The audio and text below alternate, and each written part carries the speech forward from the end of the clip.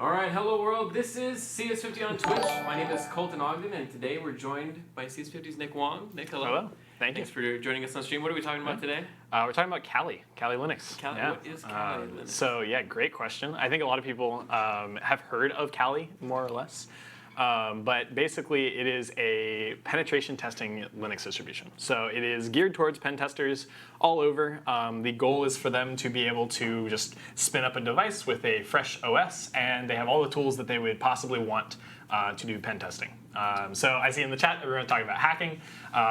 Pen testing and hacking are different really in kind of intent and permission, but not much else. Both have to think like attackers, both have to understand the systems that they're attacking, the networks that they're attacking, both have to understand a lot about how people think, and there's many more things not covered in those three topics that are also part of pen testing and hacking. The key difference being pen testers are, I would say 100% of the time asked to do the hacking. There's maybe a corporation or an individual or an institution that asks pen testers to come in and test the security of their network or test the kind of resilience of the network to being penetrated by external forces or attackers. Hackers are usually not asked to attack people. I think the only times that would occur is if someone thinks that they're so secure and they challenge people to hack them. But that is the kind of key difference there. But both have been known to use Kali Linux. We'll have to kind of go through a couple of terminologies here in that, like black hat, white hat, pen tester, hacker, and script kiddie are kind of the 5 keywords I think we should cover. Because we've kind of covered a little bit of pen tester and hacker.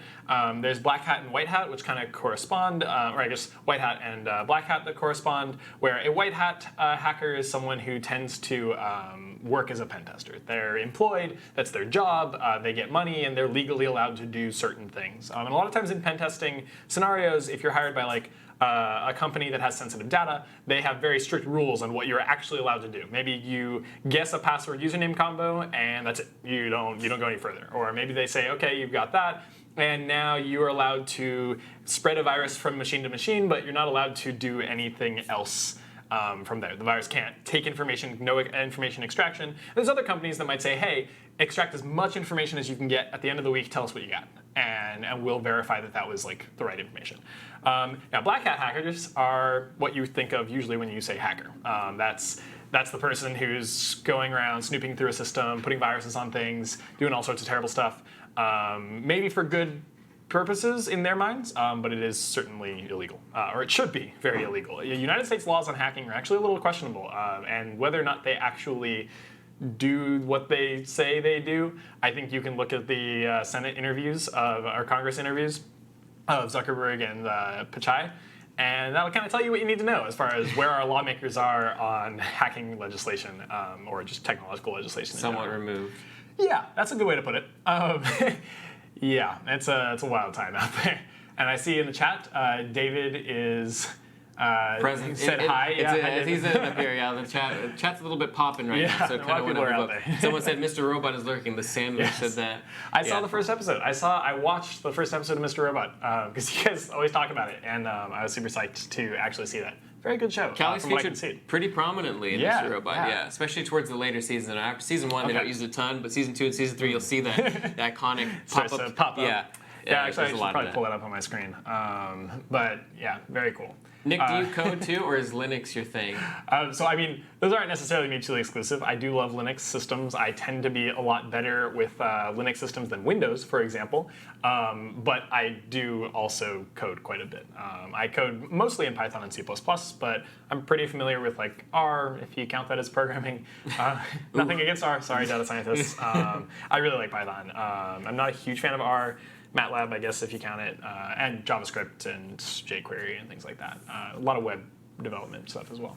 And how does CS50 decide on what topics to cover on stream? It's pretty organic, dice, right? Oh yeah, that's I think it's very when you and I do a lot of these streams, we'll get a lot of ideas and then we'll kind of talk about it. But a lot of it is catered towards the folks' expertise who have the time to come on stream. It's usually centered on what the folks are familiar with. But we'll take suggestions. If you have suggestions, definitely let us know. Oh yeah, we should be wearing a black hoodie. Actually, yeah. I should have brought. Yeah, Probably. I have my like hacker black hoodie. Probably true. With me. You've what is the overall, I guess, sort of flow of the stream today? Like, how are we going to demonstrate Kali Linux? So originally, I was going to walk through some of the tools that are included in Kali Linux by default and kind of explain what they do and so on. And we're still going to do that, but we're going to contextualize it a little bit. Nice. And so the way that we've kind of imagined this scenario is a somewhat common scenario actually right now, and I think it'll actually get even more common as we go, where we're going to pretend this is all a scenario. Some of this was actually partially true, but it's all a scenario at this point, where we're going to say that Colton and I work for a company, and I'm a network admin or kind of like a sysadmin. I do stuff on the computers. Colton's my manager, and Colton's not happy with my performance one day. It makes perfect sense. Fires me, and once I'm fired, most companies, I think, try to implement this in such a way that they like clean out your access very quickly. But this company doesn't really do that, so I get access to the machines for around a couple hours before I get fired. Plus, I kind of knew the firing was coming. Like I keep sleeping on my shifts and eating bananas or whatever. So I have kind of known that it's coming. As one does. As one does when there's sysadminning. You eat some. It's an allusion to our cybersecurity competition. And so I'm doing that. And I know I'm going to get fired, so I kind of mess around with some of the systems. They all still work. Everything still works. It's all operational. We'll actually demonstrate that it's still operational. But I added some things, misconfigured some stuff, threw some services around. There's some other things going on there. And I am super familiar with Kali Linux, so I made it really easy for Kali to attack you. So you fired me. I no longer have direct access to the systems. And now Colton, being the good manager that he is, he went through, he changed the passwords, and that was it. And, and actually, a lot of managers don't even do that. So that's actually a pretty good step. So the passwords are new now. He changed some things. He heard of this thing called leet speak. So he modified some of his passwords so that they're leet spoken now. I guess that's the very secure. Yeah, very secure. And we're going to talk about why Kali is kind of a cool. It's the best tool for script kiddies. And I know that someone somewhere, I'm positive, will comment on either a YouTube video, the Facebook stream, so one of these streams will be like, "You're handing script kiddies all these tools to attack people." And it's like, yeah, that's true. Yeah, that's probably true. But it's not like they don't have the internet. You can go Google things and it'll tell you. But yeah. I think that my point on this stream is I'm going to very much emphasize that it's important for us to understand how these tools work and what they're doing and why they're important. Because as a pen tester and as someone who very much advocates for ethical hacking and wants people to be aware of these sorts of things, I think that it's really just two sides of the same coin to understand how someone could hack you and to understand how to defend against the attack. And if you want to be better at attacking someone, you should be better at defending systems as well. They go together. So I like Asley points out in the group chat, these are true parts, right? Me sleeping on the job. I've never, that I'm aware of, fallen asleep on the job, but I got you. Very funny. Someone asked, on your notebook, what Linux do you run? And they're assuming Arch. I actually really like Arch Linux. I've since switched away from Arch towards something called Alpine Linux. I think it's a little bit more just like direct modularity concepts. But I generally really like Ubuntu because it comes with so many things that I can then play around with. It's a very standard distro. It's pretty easy for people like beginners to understand, so there's a lot of support in the community. And it's pretty versatile. I can use it to be optimized for almost anything. The main complaint that I would have is that a lot of its default things have become very clunky. The one that I particularly dislike is System Resolve D, which is the kind of default DNS resolver on Ubuntu systems. I really dislike it. I just don't like the way it's set up. I don't like the way that it manages DNS. I don't really understand exactly what the paradigm was that they were trying to follow when they devved it, but I'm sure that it made sense for them. I just don't particularly understand it. But I do really like Ubuntu in general, and I really appreciate the community that's around it, and I wholeheartedly support it. So I actually generally use Ubuntu Linux. But I have another laptop that was given to me when I fixed that person's laptop. And that laptop dual boots a Ubuntu distro, actually I guess it triple boots. It triple boots an Ubuntu distro, a Windows distribution, and a Kali distribution. So I have a Ubuntu desktop, Kali desktop, and a Windows desktop. That is kind of what I use. I actually use a Mac for most work and things. I use Linux stuff for when I'm being a little bit more white hat hackery. But I really like my Mac. Mac is also a Unix-based system, so it ends up being very similar in a lot of important ways.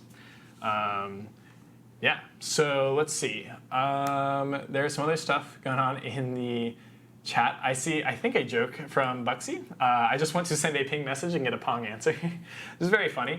Your Pong answer might contain a remote shell. ICMP shells or ICMP reverse shells are really cool. We won't be building one on this chat. There will be other reverse shells. Colton already has a few of them, but there will be other things. And some of you are like, what's a reverse shell? And we'll talk about that when it comes up. And then Fisker says, is command in bash the same in Mac and Linux? For the most part, bash is a type of shell. It is a particular shell. It's the born again shell.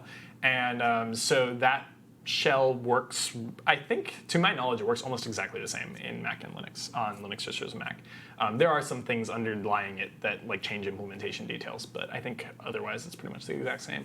I use bash on both. I've also heard people really like Z shell. I've almost been convinced to switch to Z shell, but I have not yet. There's another shell called Fish that I really like, but I haven't had the chance to like sit down and get like acquainted with it super well. It just looks really eloquent and beautiful, so I might switch to it. But for the most part, I like bash. I'm pretty familiar with Z shell, but I like bash the most at the moment. Yeah. Savage Banana Soup, love that name. It's an awesome name. They use Arch. Oh, very cool. Arch has all sorts of cool, beautiful things. Why not Debian, asks Igor Voltaic. Right, so let's see. Ubuntu is a Debian-based system. It's very similar. It's more like they kind of forked from each other, but I don't use Debian myself just because I got acquainted with Ubuntu first. I think that a lot of these systems, at some point, they're all kind of the same.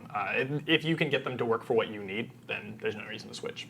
How did you decide which Linux distro is best for you? I think that one is pretty much the same answer, right? It's like, if it works for what you want to do, then that's great. And I think that the more you learn what you actually want to do, the more you realize what things have tools already built in and are just convenient. You can probably Google, I'm guessing, like, depending on your objectives. And get some exactly. answers on that. Like if I'm running a bunch of data science stuff, OS X works fine, but Ubuntu might have like an Ubuntu Lite distribution that renders graphics pretty poorly, but does all the computations really well, might be really useful, or maybe the entire reverse is true. It's kind of up to what you need and what you like. And then skins. Oh, so Ellen1 says, a general Linux question. As distro hoppers, how do I save or share my data between installs? I heard I can partition the boot and home. As long as you're not switching up your file system entirely, yeah, you can do that. You could have a boot partition and then just a home partition that you mount between different distros. Pretty reasonable. You'd have to be fairly familiar with like auto mounting things, but it's not hard. There's a lot of tutorials online. Very reasonable. Tuxman29 says, on the importance of making sure people know about these risks. Someone close to me once worked for a police department, didn't even have tech security briefings, didn't know why plugging a random USB key on your work computer was bad. Yeah, it's actually a huge problem, not even just in police departments, although that very much exemplifies the problem, but in general.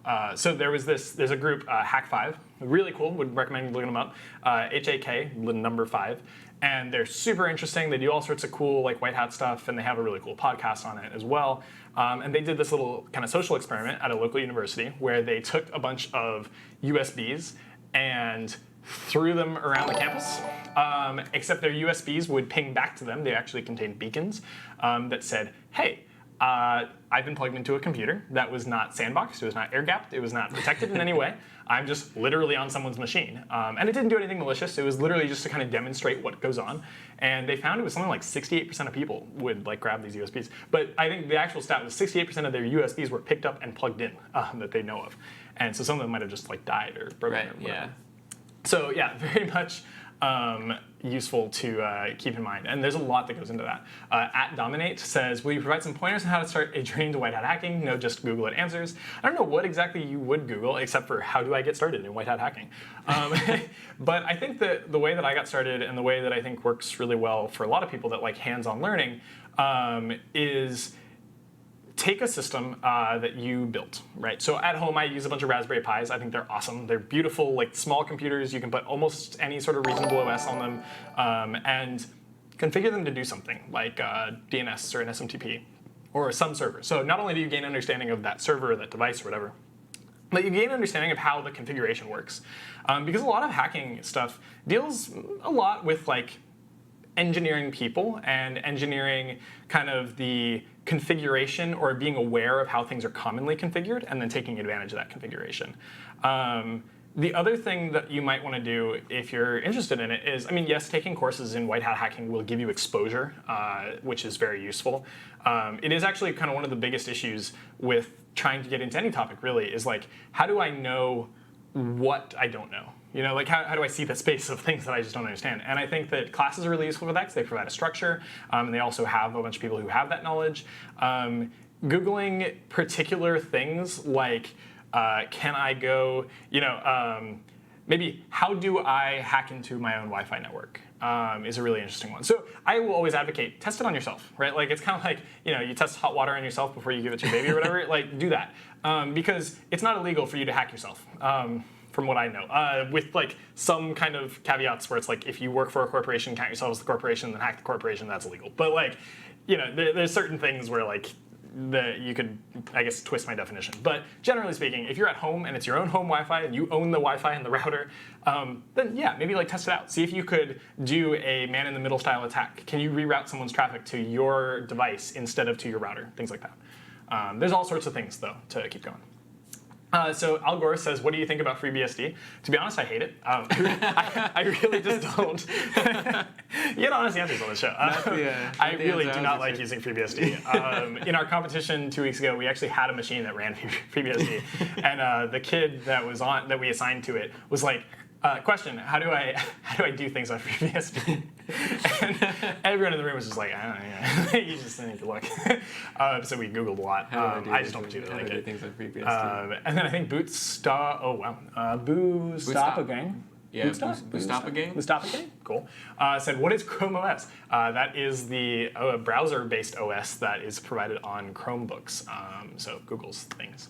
And then there's some stuff about spoiling Mr. Robot. I'll pretend I didn't see it. I have totally done that in college. So Ellen1 kind of brings up a point about like plugging USBs into things randomly. There are kind of like safer ways to do it where like I could make sure that USB gets only plugged into like a sandboxed virtual machine, for example. That's not necessarily super safe. You could feasibly come up with ways that the USB doesn't do what you think it does. So things that look like USBs may not actually be USBs. They might register themselves as hardware devices, like an Ethernet port, for example. And so maybe I plug in a USB, it tells your computer, hey, I'm the Ethernet port. I'm actually your entire internet port. I'm the only internet port that matters. And then your browsers, whether or not you're logged in, might try and connect through that. And send some information to the USB, or the USB, it's not really a USB, and then that USB might send some information back and poison your browser cache, and then when you log in, you're screwed anyway. So it's really important to be like, there's no such thing as too safe, I think, in the world that we live in at the moment. M. Shamanali says, how do I balance learning skills, pen testing, web development? I want to be a jack of multiple trades like you guys. And it's funny that you say that because the phrase is often jack of all trades, master of none. That's what people will say. It's kind of like well, you know a lot, but you don't know anything well enough to be good at anything. But I think that phrase gets misquoted in that it's the full phrase is something like jack of all trades, master of none, better than a master of one or something. And so there is more to that phrase. And I think that it's really important in this case to follow what you're interested in, but take things that look difficult and force yourself to do them. So like, let's say you wanted to go into... Using FreeBSD? Oh, yeah. Well... It's funny how that works. Yeah, like that, actually. I think that would be a really useful thing for me to go and do. And you don't even have to like be that good at it so much as just be exposed to it. You want to see as much as possible, and then you can kind of delve into stuff as you go. A lot of it, I think, deals with just being curious. Really, it's just like, oh, I was recently on the Kali Linux site, making sure I knew a little bit about its history and kind of where it came from, and also just checking if they'd updated their images. They included a new thing called WireGuard, and it's a VPN client and firewall, server. And I was like, oh, that's super interesting. So I, command tabbed that and pushed it off into a new tab. Didn't open it for like 7 days, but eventually I went to it and it was really cool. And I was like, oh, this is awesome. I actually ended up building a WireGuard VPN because I thought it was so cool, like today. So I think that sort of thing is really useful. Igor Votek puts at the bottom test networks like Hack the Box. There's some other ones like Metasploitable and like SecGen allows you to generate those boxes and things. Those are really useful. But it's not, you don't just stop there, right? Like you go into those, you start to like test some of these skills. There's all sorts of other things that you can like go and experiment with that are very similar. I think it's a good place to start, right? Like you start there, and then as you kind of like Google tutorials and read things, just like open up the other things that look tangentially interesting in other tabs, and not all of them will be. Like I've seen all sorts of things, and I'm like, I don't care. But there are a lot of things where it's like, oh, I didn't even know that I would have cared about this. That's how I discovered like D3, which is a JavaScript library for data visualization. Like everybody's using it. And everyone uses it, or like GraphQL and things like that. So there's all sorts of ways to kind of get really good at these sorts of things. Star Nerd 111 says BSD is great for firewalls. That's true. Although there are a lot of firewalls that can be implemented as software firewalls, and then you could put it on their own dedicated box and essentially have a hardware firewall. I'm sure someone will yell at me for that, but like. It effectively can be that way depending on your use case. It's actually very related to use case. And for me, that works fine. But I would imagine for some people, it would be better to just have like a Palo Alto firewall, for example. So yeah, and I think the advice in the rest of the chat is very worthwhile. Challenge yourself, pick things that are worthwhile. Pro tip, not BSD. I agree, but I just dislike BSD. I think it's clunky. It's kind of the same reason that I dislike Windows and so on. Chat is popping today. Yeah, everyone is cruising on the chat, and I think we can. Let's segue into Kali, because I think folks are probably very eager to see. Do you want me to bring up your screen, or yeah? Do we have any more setup? Let's hop on my screen. I think we're all set up. So we have two screens going on. I also have labeled my screens a little bit more effectively. No BDS fans left the chat. Love it. Yeah, the BSD fans are just gone. They're no longer here. They're all angrily typing their comments on the YouTube. Nick couldn't be happier. Yeah, I was like, oh god, no more Freebsd. Just to be clear, the inventors of Freebsd, very brilliant people, and they did all sorts of things. I've never even used it. I'm just shitting on it because we're talking about it. I really dislike it. Yeah, and I'm sure they have very reasons why they don't like me. I love Gen 2. Sorry, I keep reading the chat. You guys are saying great things. We really appreciate that, actually. Savage Banana Soup, great name. Still a great name. Any Gen 2 fans? I say yes. I actually had to dev for a company on a Gen 2 system for a while. And I really like the penguin that comes up to tell you how many cores your OS has, or has access to. It's really dumb, but like when it loads, when it boots, it has like the little penguins, the Gen 2 penguins. And it puts how many of them that you have cores. That's pretty amazing. And it detects hyperthreading and things like that. What if it did it on like a Google giant distributed system, which would be like millions of penguins? Thousands of cores all over the place. That'd be so funny. And I really people are asking why your C matrix is just red today. I'm really glad you asked. Thank you for noticing. So no rainbow on this one today because I feel like kind of red and blue are the two theme colors of the hacking world, except for black and white. Black and white being the descriptors for the people, red and blue being the descriptors for kind of like what they're doing. And red is evil, blue's red's good? pretty evil, yeah. Okay, so you're the evil person. So we are currently on the evil person, and actually, this is the Kali terminal. Ooh, that is painful to look at. Which is kind of awful to read, I'm realizing. I might switch that to something, let's see, we can configure this a little bit. Maybe just like a really pale red, if that's possible. We're gonna... Yeah, just shift that hue, that saturation down. Yeah, we're gonna just put that down a little bit. We can also like up the brightness. That's better, yeah. Oh, that. Oof, that's terrible. Yeah, we're gonna leave that's that. all right. That's not bad. There you go. Yeah. I can deal with that. So now you guys can look at this without going blind. This is our hacker interface, and this one is blue. It's double console at the moment. What's the text look like on that one? Okay, that's not bad. I think that's much more readable. That's not bad. Yeah, that's pretty readable. Cool. So this is our interface that Colton will also have up, just so that we can like see what's going on for him. But yeah, we have blue for kind of blue team, good guys, manager, and we have red for Kali, things that are going on, stuff like that. And Akira Burr, Arcsenso, FD God 92, Keon Hexagon, Kelvin, and RN Damgosh. Thank you very much for the follows. Appreciate it. Let's see. Sweet. I wanted to bring up the Kali Linux desktop background. It's iconic.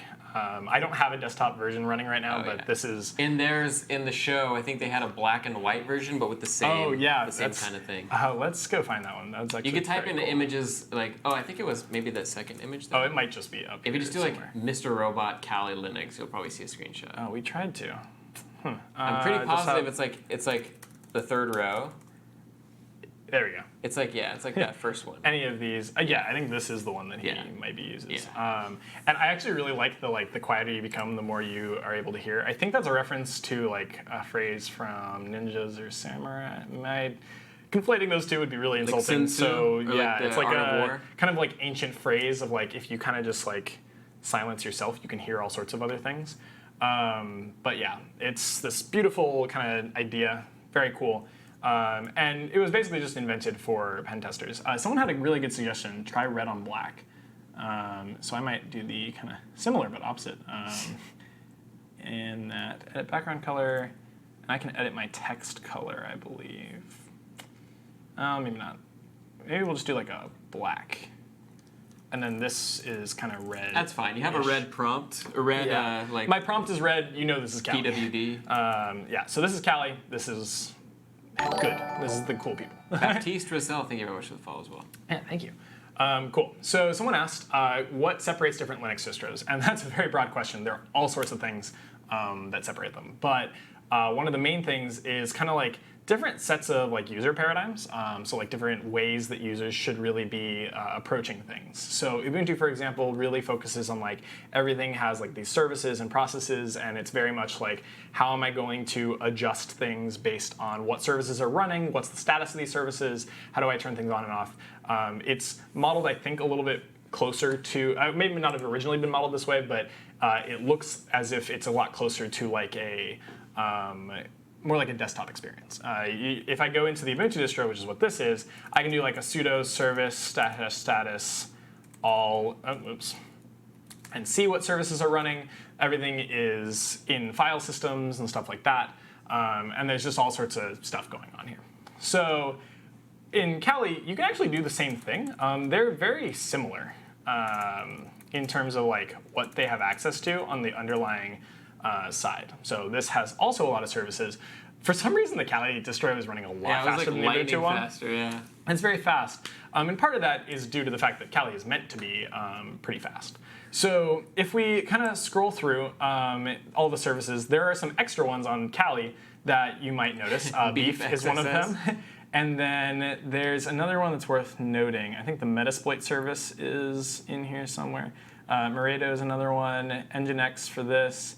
NBD, NVIDIA persistence. And then there's some other ones worth pointing out. You have Samba, Red Sox, and there's probably some ones that I missed. But there's a bunch of services and tools built into Callie that are very useful for us to do things with, and so on. So for example, Nmap exists on Callie by default. So does Medusa, which is also very useful. MSF console, or Metasploit's framework console, for those of you who aren't familiar, we're going to spend a decent amount of time in that today because it's super useful. It is probably the most accused of being a script kiddie's favorite toy, but it has all sorts of reasons for being a script kiddie's favorite toy because it makes a lot of things that non-script kiddies do very convenient. It builds them in. So if you're already aware of how to build those things and you don't want to build them over and over again yourself, and you're like, if only there was a tool that would do this, that tends to be the kind of like go-to tool. It does have a pretty Windows-heavy focus, but in recent years, and probably the past 2 years, I've seen a lot of packages added to it that support Linux-based attacks and exploits, and that's really cool. So, well, maybe not cool for people who are getting hacked with it, but it is very cool in concept, and it helps make pen testers a little bit more well-rounded. So I really like that. And so those three tools we're going to talk about a decent amount today. Medusa is a really useful tool for cracking passwords brute force style. And what it does is it basically just says, hey, give me a service and tell me a password list and a user list, and I'll just go try them. And there's all sorts of parameters for it. If you kind of read through these, it can do all sorts of cool things. You give it a host name or even a network that it can attack. You can tell it to stop after cracking one password username pair or log them to a file. There's all these kind of like things that you can add to it that make it really useful. You'll see it in action in a little bit, and it's a really useful tool. So I think one of the great things about Callie is maybe I'm a pen tester who is working on the fly. You know, I don't necessarily have a whole lot of time to set up. It's like, how do I go as quickly as possible to attack the company that I'm in? And so what I might be able to do is I just have a bootable version of Callie on a USB. I plug it into a machine, boot it into Callie, and that machine is already connected to the network, has all the tools I could possibly want, and I just go. It's very fast, right? So it is pretty useful for me to be able to do something like that. So yeah, as is being pointed out in the chat, Nmap is a network mapper. I use it by default. There are other ones, Nessus and things like that, but I'm going to stick to Nmap because I think it's a very simple one. I think it's really useful. Medusa is a password cracker. There are many others, and also most of these other tools that when I say many others are also on Kali. So you could go and like find John the Ripper is also. I don't know the actual. Let's go take a look. There is a John the Ripper version somewhere on here. John the Ripper is another popular password cracker. There's a lot, it looks like. Yeah, there's many tools on here. This is where the desktop version has an advantage, is you can kind of like skim through all the tools. That's cool. They have Mogrify, which is like an image magic thing. Mogrify is very useful for doing all sorts of stuff. And then there's tons of things in here if you want to do X attack. Oh, thank you. It is just John. You're right. I don't use it that often. So John the Ripper's on here. There's all sorts of stuff that you can do. And we're going to focus on 3 tools in particular just to kind of like hit at the 3 main things for like networked attacks where we're not given access to like the Wi-Fi network. But like Aircrack Suite is also on here. The Beef framework is on here. There's all sorts of stuff that you can do. So I think it would take us way too long to try and go through all of them. But we'll go through some of the key ones that I particularly enjoy. And they give you access to kind of the common things that you might encounter needing to do as a pen tester or a hacker. Cool. Yeah, so we've kind of discussed how I am on Kali and I know where his machine sits. So I'm going to go kind of copy here, I'll go onto my fun screen over here. Actually, we're going to just tail so y'all don't read all of what's going on there. Config. Cool. And this is his key, his IP. Right. So that's where he's sitting. You guys shouldn't be able to touch either of the Kali or Weak devices. They're both on AWS. They're out there. But they do block everyone's touches attempts, except for R2. So if you can, please let us know. So the first thing I'm going to do is I'm going to just kind of ping what's going on with Colton, make sure I can touch whatever he's doing, and I get a response. I really hope that's you. I might actually tail that with an extra line. I don't remember if the Kali demo is at the end or you are. Okay, yeah, it's you.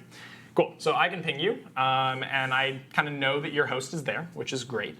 And one of the first things that I might go and do is I might say, okay, what services are still running?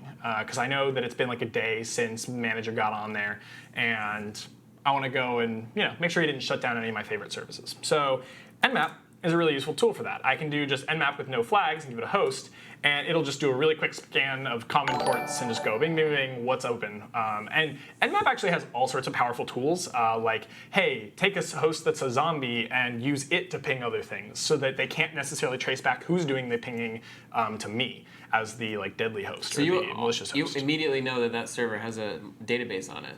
Yes, yeah, so I can see that you have MySQL open, and as your ex-network admin, I was hoping, I was really excited that you kept that open.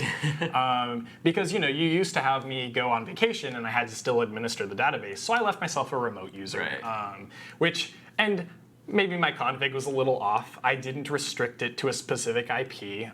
What I should have maybe done is had a VPN that I could access, and then access the server from that VPN, but I was like, well, we don't use it that often, so it's not worth setting all that up. So I just left it open to everyone. Nice. Hope that's okay. And so someone says brute force, SQL, XSS, or cross-site scripting attacks are useless nowadays. These are so common. I actually wholeheartedly disagree with that in pretty much every way. In that, except for the fact that they are so common. That part I do agree with. They are extremely common. And I think the intuition says that, oh, everyone's heard of these. Of course you would protect against them. However, that's not true. People do not protect against brute force attacks in any meaningful way. One of the most meaningful ways would be to use randomly generated passwords that are very long. However, people don't want to have to remember all these passwords or use a password manager, or they just can't be bothered to use two-factor authentication. I can brute force people's passwords fairly easily. And I don't need to brute force your password in particular. I can just brute force in general. And a lot of attacks are not directed at one person. They're usually directed at just anyone who walks by. And if I happen to get a key, I win, right? So it's from the attacker's side, it's pretty easy. I can sit in a coffee shop and man in the middle of the Wi-Fi that's going on, and then it's not too difficult for me to just snoop on everything that everyone's doing intercept the TLS handshake and maybe just figure out what you guys are talking about. Now, there are other things that are much more advanced and interesting sounding. There's all sorts of beautiful attacks going on right now. But we don't necessarily need to do that. I can guess people's passwords. You can actually write a web scraper for like someone's public Facebook account. And you say brute force is terrible, but maybe I tailor my brute force attack. So maybe I say, okay, I'm trying to attack an individual person. I'm targeting them. And I want to say, okay, well, I know that their Facebook account is open to the public. So I scrape their entire Facebook history, everything that they've ever liked, everything that they've ever looked at, everything that they've ever posted. I scrape the whole thing for key terms. I use my favorite random package from the Python NLP package framework. I grab out key or important things over some threshold. And then I use John the Ripper to generate a comprehensive password list using everything they hold dear, all dates, all numbers that are significant to them, as well as common additions and subtractions, adding 1, 2, 3 at the end of things, leet speak, things like that. Now, my brute force attack is actually really good. It's pretty likely that I will be able to crack one of your passwords somewhere pretty quickly. And you might say, oh, well, you know, the person that you're attacking might have done blah. And you can always kind of play that game with yourself of like, they might have done this, they might have done that, might have done that. But while I'm brute forcing you, I might look for other avenues of attack. I might know your birthday now because I say your Facebook, and I might call up your, you know, healthcare provider and get some other information on you. And healthcare providers just use your birthday to check who you are, so I'll just do that. I gather some other information about you, maybe call your bank, answer some security questions. I now have your bank account, and I might say, or maybe I don't have your bank account, but I have some information, right? And the more information I get, the closer I am by a lot to grabbing things on what you're doing. So there's all sorts of things that you can do, and that's just with brute force. There's all sorts of stuff that you can do with SQL injection attacks. People don't sanitize the strings very well, even though that's taught in the intro CS class at almost every school I know. Sanitize your strings, sanitize input strings. Data is not different for anyone. Like, data is just data. So there's all these dangerous things that people just do. And a lot of them are really just out of laziness or compatibility, right? Let's say I turn on cross-site scripting attack protection, but it breaks a bunch of the other things on our website. Well, management might come up to me and they might say, hey, we can't afford to lose $5,000 a day just because you want to protect against an attack that's never going to hit us. That's pretty rational from where they're sitting. Cross-site scripting attacks don't happen that often, right? It's unlikely that you're going to get hit. So, okay, I turn it off. And 4 years later, we realize that we've actually been compromised for the past 4 years. You know, and like, you might say, well, that's never happened. But the Marriott or whatever that hotel chain that had been hacked for like 10 years in a row, that's exactly what happened. And it wasn't, you know, cross-site scripting, but they just had been compromised this whole time. It was like 320 million credentials were like compromised. That's the entire population of the US. Like, these sorts of things, a lot of times it sounds like it's super complex and super difficult, and some things are. And like social engineers and people who are like researching in these things, they're doing some pretty crazy stuff. They're taking like air-gapped machines and listening to frequencies and guessing at stuff and using math to do stuff.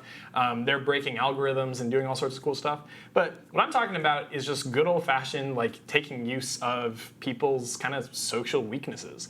And yeah, well, as people pointed out in the chat, a lot of what I mentioned was social engineering.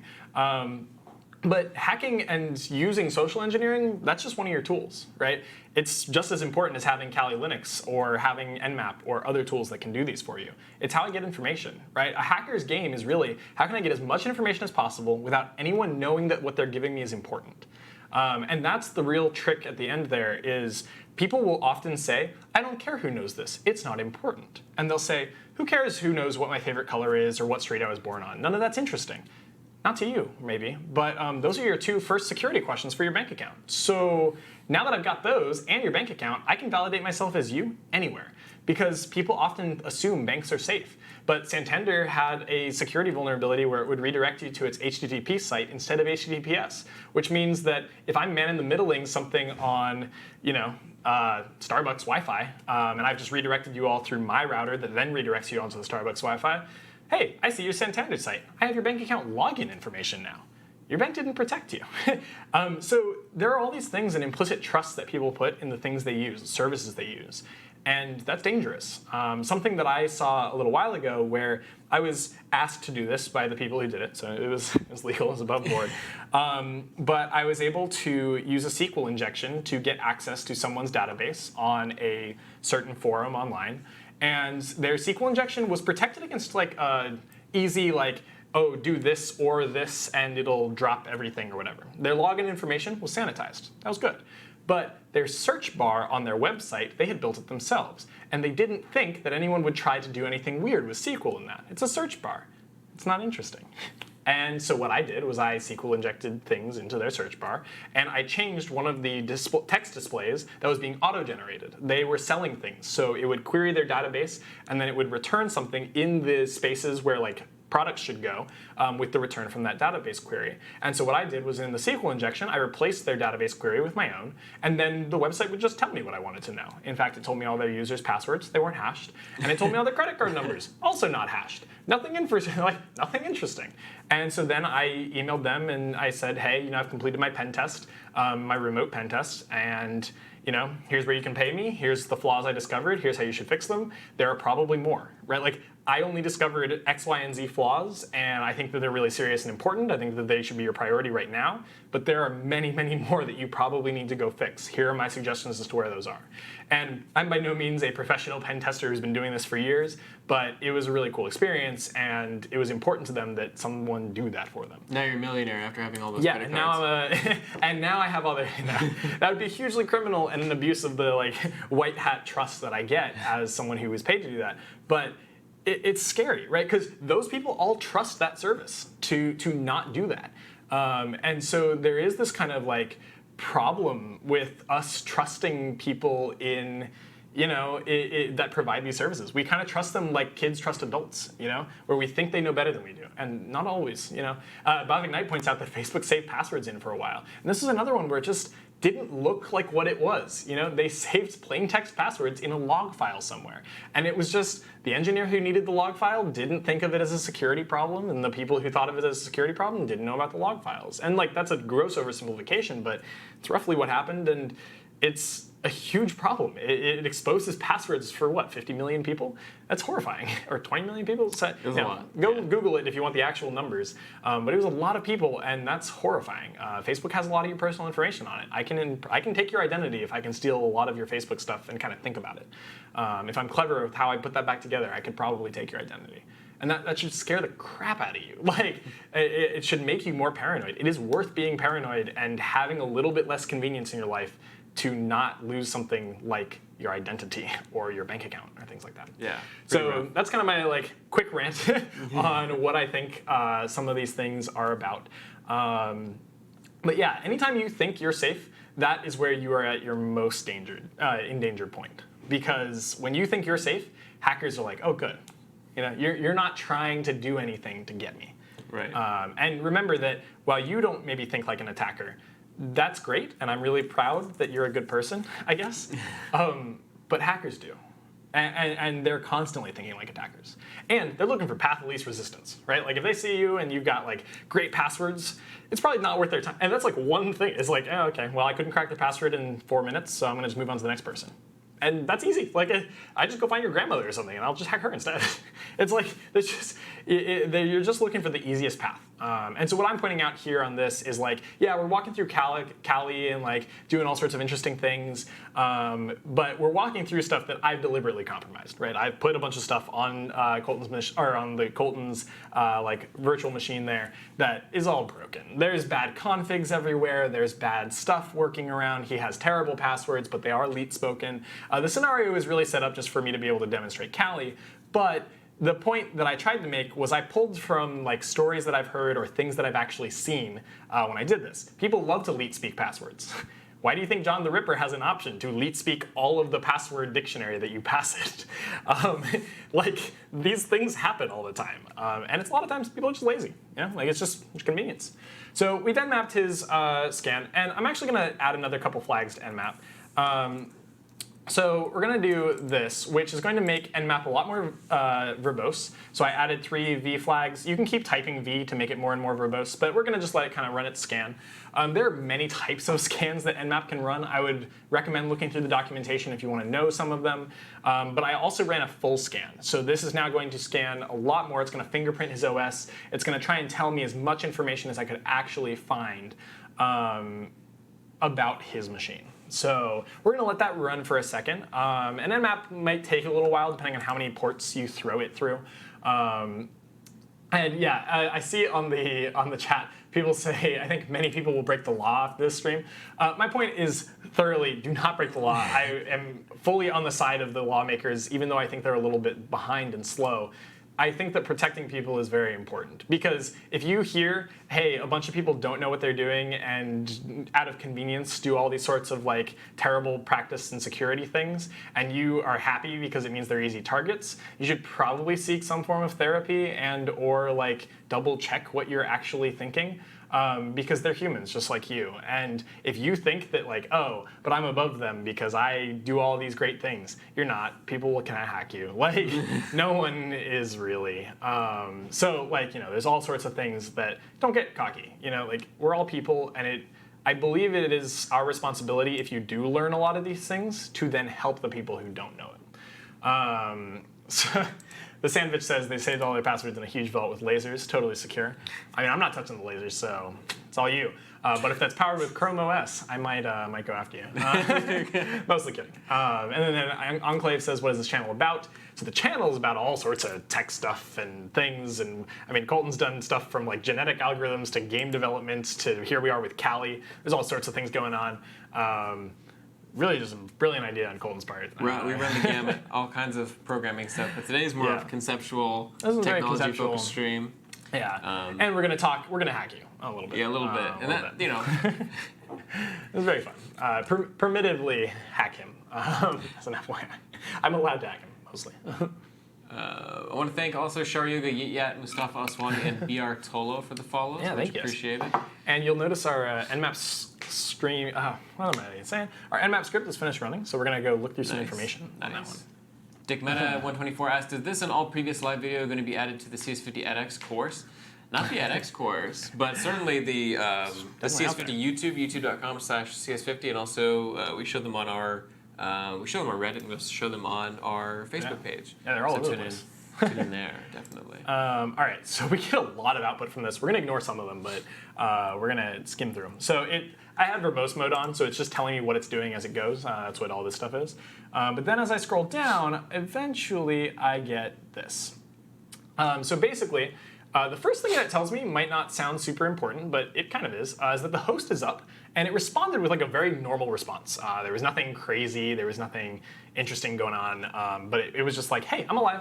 And that's a really dangerous thing for a server to do to things that really don't need to know, you know? And for web servers, that's really hard because they do require things. Like they do have to respond to that. But so it checked 997 closed ports, or sorry, it checked 1,000 ports, 997 of them were closed. That's a pretty quick port scan. I wasn't, like, to run a full one might take a little bit longer, and you can boost that by having like just more power, but this is a pretty simple server, so we're not gonna push it too much. But the 3 ports that were open are really interesting to me. So if you're a web server, you really shouldn't have SSH probably open. Maybe, at least not to the public. Like, it shouldn't be responding to SSH pings from me, the World Wide Web. It should only really respond to SSH from internal stuff. So well, the fact that it came back and was like, hey, yeah, we're good. Knock yourself out. You've got some stuff on here. There's SSH, totally fine, valid. Here's actually the protocol for it. That's really bad. Just because, hey, my next thing might be, well, okay, and usually I keep a notebook when I'm like actually doing this, and I might say, okay, well, SSH is open, and it responds to the real world. It also takes passwords apparently, so I'm gonna keep that in mind, and I might try and query it myself deliberately. Okay, the next one is port 80 takes TCP. And it told me what the server is. So it's an Apache server. Here's the version. I might go and Google that, maybe look for some CVEs, so looking for vulnerabilities that have been published about that version of Apache. It has 4 different methods that are accepted. There's 1 disallowed entry in robust.txt. That's kind of weird. I don't know why he did that. You know, I say he hadn't actually set this up, but like we don't want to push. We don't want to be too mean. You have an empty Git repository, or sorry, not empty, but a Git repository that I can go find. It's available, published. Interesting. That's terrifying. I can go look at your Git repository stuff. That's kind of neat. Yeah, thank you for leaving that open. And there's apparently a website going on. There's a PHP application going on there because I could see your Git ignore. And I'm just kind of grabbing stuff. You know, like I'm looking around and I'm kind of fingerprinting. I'm trying to guess, you know, what things are you going on? How did you build this? Now I have an advantage because I also, well, 1, I built the system, but 2, even under this pretense, I'm a fired employee. I'm really mad that I got fired. You know, that was my income. and I'm just gonna stick it to the man. I'm gonna stick it back at him. And so I know a lot about this system, and that's really dangerous because I know how it works underneath. I know where things are on the network. It's not a very interesting network. There's only one device, so it's not too terrible. And of course, you left my remote access open, so I appreciate that. For the MySQL, yeah. Yeah, because in case you didn't hear our kind of joke from earlier, I used to work off the beach a lot. I'm pretty lazy, and I would need remote access to the MySQL server because I'm the only one in our company that speaks, reads, writes, and sleeps SQL. So you kind of just left it open for me, which I really appreciate, and I might brute force that too. So yeah, there's a bunch of stuff on here. Seems good to me. Really appreciate that there's 3 attackable surfaces, and there's some Linux info. Okay, you're running the Linux kernel. It's great. Kind of figured. And this is all just running a deep Nmap?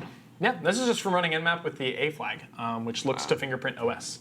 So it looks to kind of fingerprint your services too. It says, hey, what are you running? What things are going on here? What information can I grab for you? Now, a lot of script kiddies do this, and they're like, yay, I have a bunch of information, and I know where to attack things now, kind of. But I would recommend really sitting down and thinking, what is Nmap doing? Because it's not necessarily super intuitive, although if you have a little bit of networking background, it should be.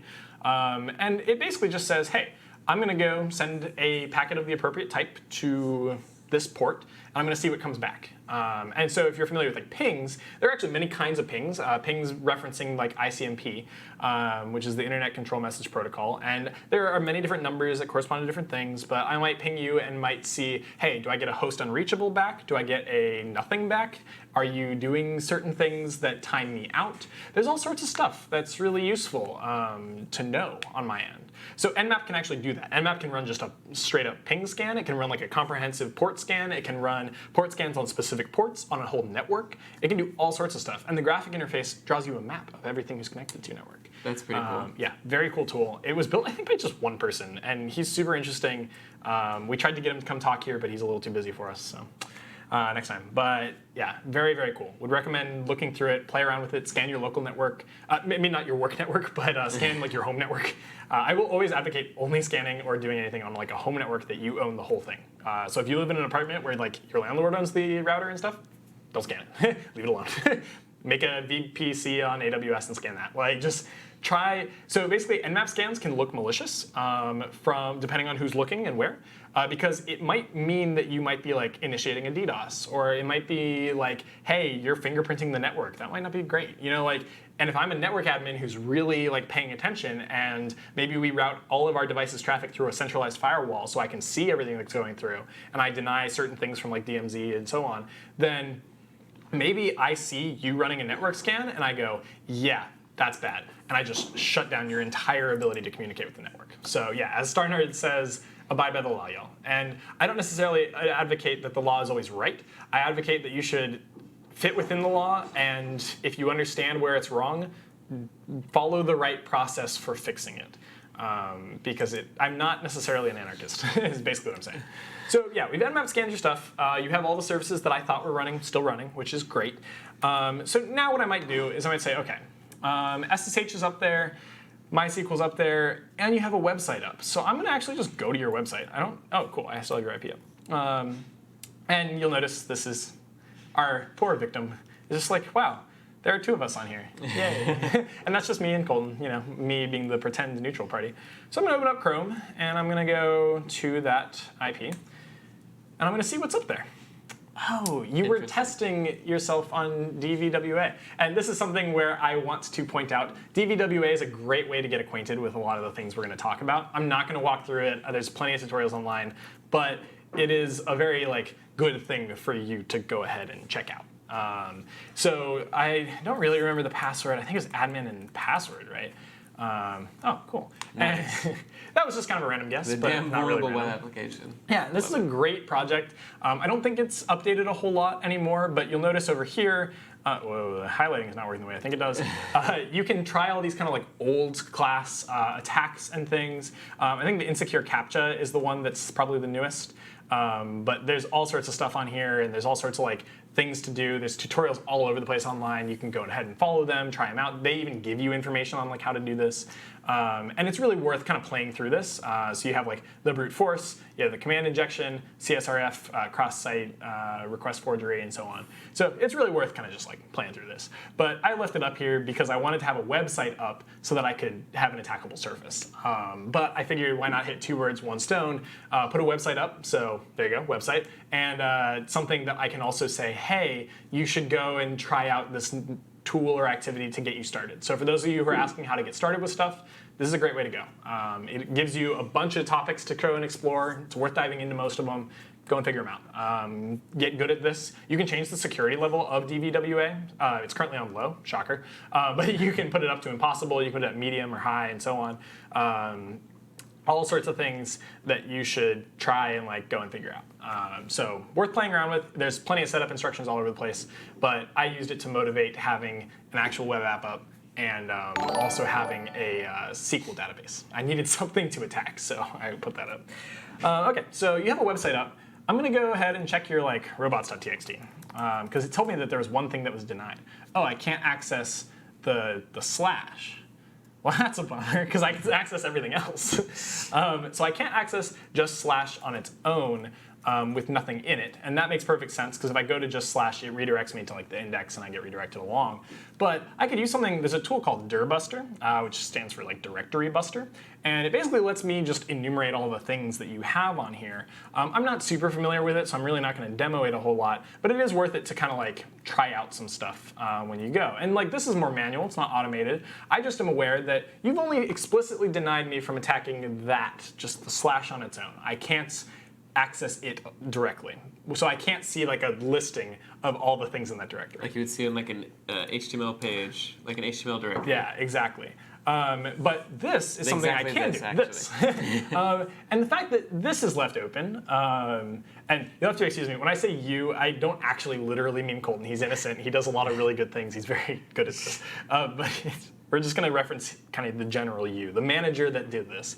And you'll notice it leaves up all this information about the server, which is kind of by default. It also just tells me all sorts of things about things in this directory. And this is kind of dangerous. So there's the Git directory. That's what Nmap told me. That's how I knew to look here. And I might try and go to parent directory. Still doesn't work, so okay. It's definitely doing that pretty well. But let's take a look at your git ignore, because that's left up. And I can kind of explore around like this, which is really dangerous. If I'm able to just crawl through a directory at will, the actual file system directory, that's really bad. And people are like, no one does that anymore. We all use Laravel and Django and things. And that's really good, I think. But WordPress still does sometimes, and there's all sorts of things that I can try and do on these. Maybe your Django server doesn't redirect random URLs. It only redirects the ones that you thought the people were going to go for. There's all sorts of sneaky ways people go after you. Someone says, what's a script kitten? And I would imagine an adorable hacker that tries to go after people using their claws and paws. But a script kitty, oh, I guess kitty also sounds like kitty. Oh, weird. Go figure. Hard D and T in English. Sorry, that was more of a funny joke to me. I think everything's funny. So script kitties are people who they don't necessarily understand what's going on underneath. They don't really care. They see a cool tutorial online, and they just start throwing random scripts at people. So kind of Nmap is a script, maybe. I would refer to it as more of a package or a framework or software, but or really package or software. But script kiddies might just say, oh, I'm going to just use Nmap, and I'm going to figure out some stuff, and then I know that there's these ports and like IPs that are meaningful. I'm going to use Medusa, and I'm going to just throw random things at it until things work. There's not necessarily anything wrong with being that way in getting started, but it's really not ideal because you're not really necessarily learning how it works or why it works or anything like that. You're just kind of doing stuff. So yeah, I would recommend not being called a script kiddie. So yeah, it's very funny that people are like, a script kitten, if you hacked me, but you're adorable, I can't be mad. Yeah, if a kitten attacked me and hacked into my internet, I'd be like, wow, that's lit. You know, that's kind of funny. It's very cute. So I'm going to kind of explore around. Sometimes these things have like admin interfaces, like an admin.php. Okay, so it's not found. And login.php we know exists because that was the original page. But But there is a shell.php. I forgot that I put that there because I wanted to, one, demonstrate that uploading arbitrary files is really dangerous, and two, I wanted a way to access your system directly. Makes sense. You know, I was your network admin, so I got to be able to do that. So I left this thing called shell.php, and I knew I could traverse directories randomly. I left some of the old commands that I ran in here when I was testing that this worked. So this is a really common type of attack in WordPress websites, where they allow you to upload arbitrary files. And so what I might be able to do is I could upload a file that's actually what's called a PHP web shell. So what this does is it lets me execute commands on the web interface, and their output is the return of the output that was executed on the server. Right. So forget about me needing that ugly like Apache 2000s look interface to explore directories. I'll just use my bash commands to do it instead. It's basically a fancy version of that PHP script we did in the CTF. Yeah, it is. It is exactly that, but with a pretty nice output. And if you're like, well, I don't know how to code a PHP output, me neither. I don't even like PHP. This is probably being run with higher privileges too. It is. So this is another common error that people make, is they accidentally put the wrong permissions on things. In fact, if I wanted to see what the permissions were on stuff, I could run the permissions command from a web interface. Nice. And yeah, so it looks like certain things are owned by root. That's the upper directory, that's good. Oh, but the shell is also owned by root. That's unfortunate. So somebody was just, you know, looking on a web tutorial for how to set up remote access, and it said, hey, I ran into this permissions error where I tried to do touch shell.php and copy in your code, but it didn't work. Why? And some unfortunate soul said, hey, if you have a permissions error, running it as sudo will work.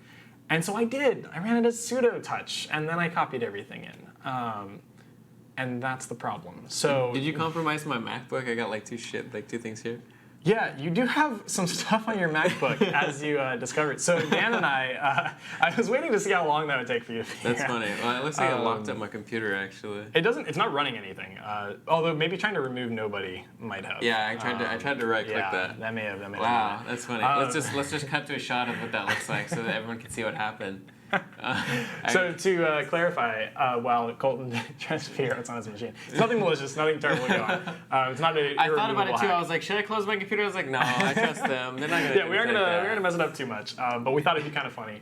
So I also wanted to test how quickly I could put something on your machine. That's funny. But Dan and I were in here, and Colton actually went to the bathroom, and he left his machine unlocked.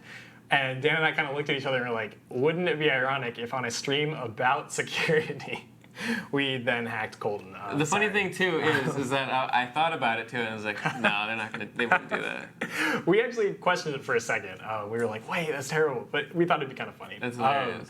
So yeah, I have a USB stick that I carry on me, and it has a series of viruses that can be put on machines. This is a very simple one. All it does is open up a shell back to someone else, well, to me.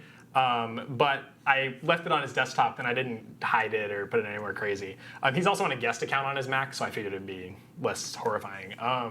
But yeah, basically later on in the tutorial, we can make your Mac do some kind of funny things as we go. But yeah, I was kind of waiting to see, because I could see it on his desktop this whole time, and I wanted to see when he would notice that there were things on there that weren't I was like, I don't recognize that. It has a weird name. Yeah, it's the Brave icon, in case anyone's familiar.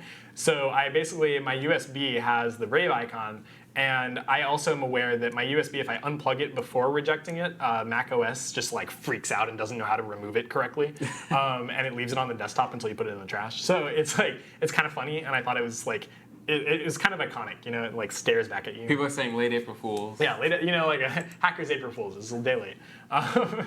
We thought that was kind of funny. To be clear, you know, like pranking your friends, you know, make sure they're okay with it. Computers can be really important to people. My computer has varying devices that if you like tried to do that on my machine, I'd have my own kind of surprises for people. I did actually have someone steal my laptop once, but I have a technique on my device that allows me to then access the webcam from somewhere. And like Mr. Robot. Yeah, a little bit. And so I kind of interacted with the person who stole my laptop, and I was like, hey, you know, I'm going to clear my wet drive if you don't give it back. But also, now that I know where you live and things like that, I'm also going to call the police on you. And they're going to catch you. Like, I can see a lot of information in your house and stuff like that. And I think it freaked him out. Like, he's like, oh, crap, you know. And I was really proud of that moment, but also, you know, don't steal people's things. Follow the law. Generally a don't crappy piss thing to people do. off. You know, it's just not nice. But yeah, we have put a small, very minor virus on Colton's machine. It's easy to remove. I can tell him how to remove it. It's also sandboxed away from his actual device. And I figured it was appropriate for the stream. It's just going to cost 30 bitcoins. Yeah, I just need all of your money. And otherwise it gets ransomware. Yeah, so we've kind of shown that there's this kind of this way for me to access your device as root from the web. So everything that we're going to show you, you're compromised. You're screwed. And there's just, this alone is enough for me to put arbitrary things on your device. This alone is enough for me to do all sorts of things. So then someone says, is it possible to steal hardware through hacking? And I can't see the rest of their chat message, but that is kind of funny. So would you mind opening up the chat so I can read the rest of it? No, it's all good. Okay, so they said, is it possible to steal hardware through hacking? Can I obtain someone's MacBook Pro? Not to my knowledge. You could maybe like social engineer it back, I guess. If you hack the sending address if someone was shipping their MacBook Pro, yeah, they do something similar to that hack in USPS Mr. Robot. Yeah. That would do it, which is horrifying. And then someone says, friend has a rubber ducky. I believe you mean a USB rubber ducky. Not that like I'm correcting you. I'm just repeating for the audience. They mean a USB rubber ducky, which is sold by Hack5. And that's a USB-looking device that can actually do all sorts of things when it's plugged into a machine. It automates a lot of attacks. And they apparently use this on people who do not lock their PCs. Not necessarily legal, but definitely kind of funny. And like within the right social environment and parameters, it's about appropriate. And it sets a sexy image of half-naked David Hasselhoff as your wallpaper, and then it runs a Win service which plays Rickrolls on repeat. Nice. Yeah, that sounds about right. Classy. Very, very funny, and definitely, I mean, still illegal to a degree. But like, there are certain things that you can do where it's like, if it's your friend and you kind of have like an be aware of what's going on, and try and not be a bad person. Right. But yeah. So. Script domesticated. Y'all have very funny jokes on these. There's some meta stuff going on. All right, so we basically have thrown through kind of, here's a PHP web shell. You'll also notice it's not secured. So all of my stuff being secured is just not actually being secured. There's no HTTPS, no SSL. We're screwed in a lot of ways.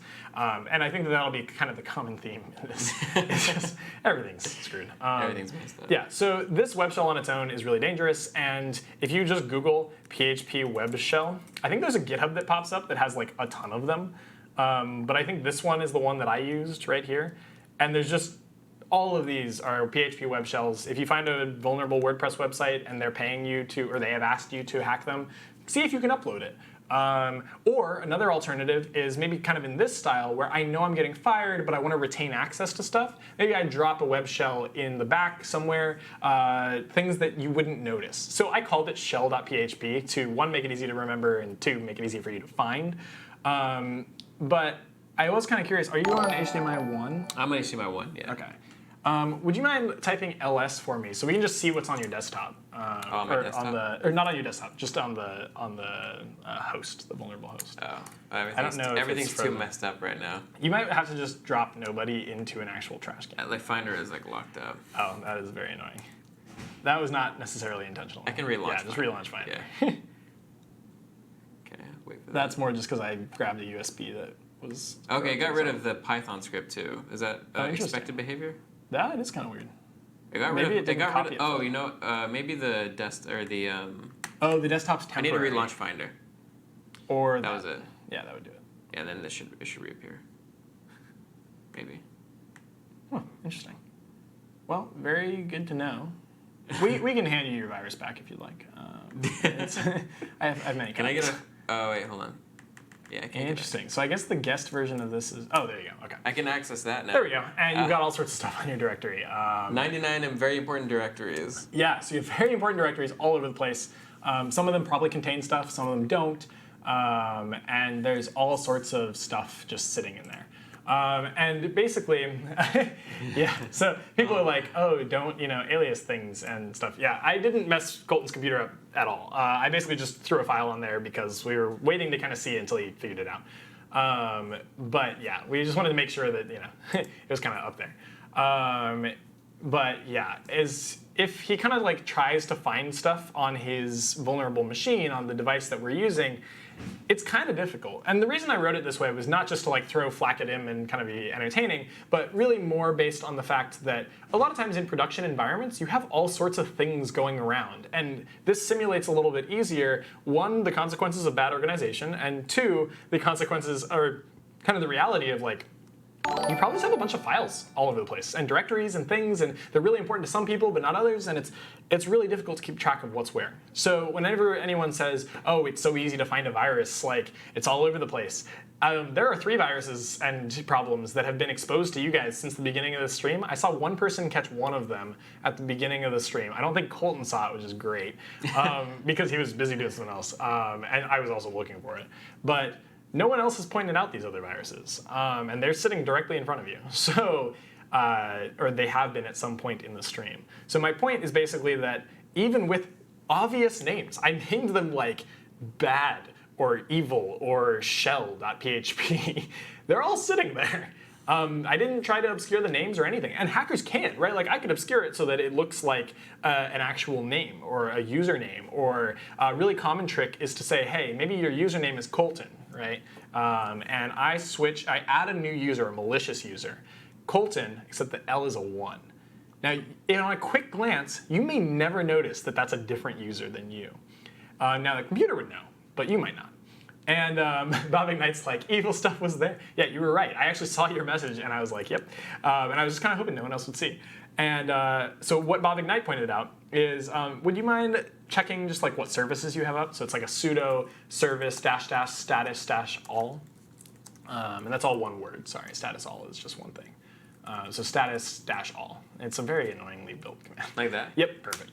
So you run that, and it'll very slowly, as it plods through all of your statuses. We're looking for one called Evil Co.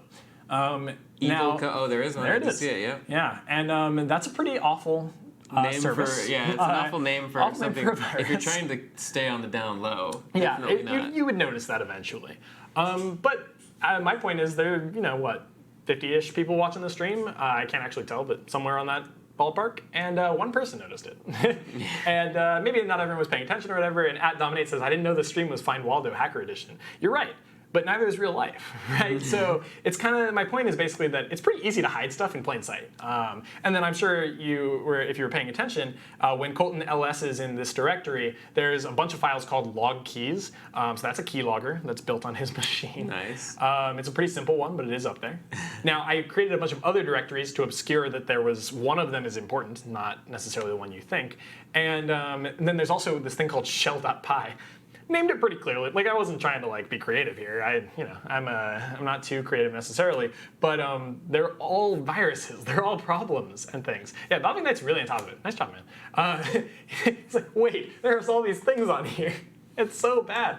And you're right. That's exactly right. There are bad things sitting on here. But it's really, if you're not familiar with these systems, like maybe a manager, for example, it's really difficult to know what's bad and what's not. And it's kind of horrifying that some of the services and stuff don't really look super correct. They don't necessarily seem particularly good. Unattended upgrades in English sounds kind of bad. Like I'm not paying attention to it and it upgrades things. One of the white hat jobs I had was to write a virus that sat in the DLL for a Adobe update. So when I gave it to, it was a phishing attack. So I emailed out pretending to be the IT department for the company that asked me to hack them. And I said, hey, I'm your IT manager. None of them knew their IT manager's name, by the way. So I just made up a name and it worked. No one was like, do we even employ a Jim Logan? No. No one thought about that. I just did that. Pretended I was from their IT service, used an email that wasn't even related to their company or anything, and managed to get past their spam filters. And in that email, I said, hey, we've discovered a really important security vulnerability, and it is imperative. And the email actually, the subject line said, important, read this now. And I said, it is really important that you guys update your Adobe Suite softwares right now. Because all of you read PDFs. I don't know any of this, but I'm guessing, and it's pretty reasonable. And 64-ish of them out of 100 employees, give or take, it's all ballpark, did it. They installed this virus. Now, the virus doesn't actually do anything in terms of the security update, doesn't update your Adobe suite. It does nothing. But it does install a script that runs back to Metasploit and says, hey, I'm running now, and I'm going to run every time they reboot their computer. In fact, every time they reboot their computer, I'm going to find a random device on the network, and I'm going to hop into that device too, because Windows machines are on a domain, and sometimes that's possible. So by the end, my little virus was on all their machines, and I told the people who had hired me for this kind of pen test, and I was like, your employees have no clue what's safe, what's not. Not that they're stupid or anything of that sort. They're very intelligent people. And so StarNerd points out, how come these guys had admin privileges on their PCs? They didn't. But a pass the hash attack worked fine. And once I could get from their device, from their privileges to admin or sys privileges, that's pretty easy. Basically, once I'm on the device, it's pretty dangerous. You really should be very, very careful. And their stuff just wasn't configured necessarily perfectly, right? And it's hard to maintain perfect configuration. So yeah, hopped in, easily kind of told them what was going on. And I recommended that, one, you should harden your domain for Windows, and also you should do all these things. But one of my main points was, you got to teach your employees what's going on.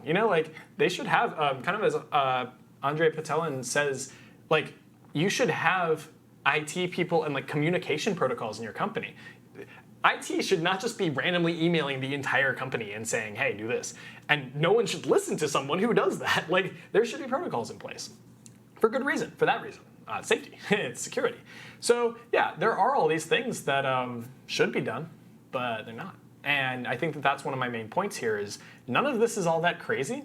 It's actually pretty easy, and people do it. It's a real concern. You look at a hospital. Their stuff and domains and things are often set up by non-technological people. They're just not familiar with it. It's not that they're stupid or anything. They're very smart. It's a domain-specific field. You need someone who's an expert in it because there's so many ways it can go wrong.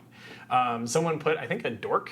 I think that's a Google dork. Is you can throw that through Google and it'll give you a bunch of sites that have all sorts of problems.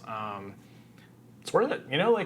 You can try that sort of thing out. That sort of thing I would recommend avoiding unless, I'm not going to officially endorse it, and I'm going to say that is, you might be breaking laws if you go throw a Google dork in and grab a bunch of random websites and then attack them. That's against the law. It's worth knowing.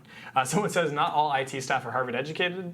That is true. I think it's not necessarily that so much as we need, in general, just better security practices and advice and education.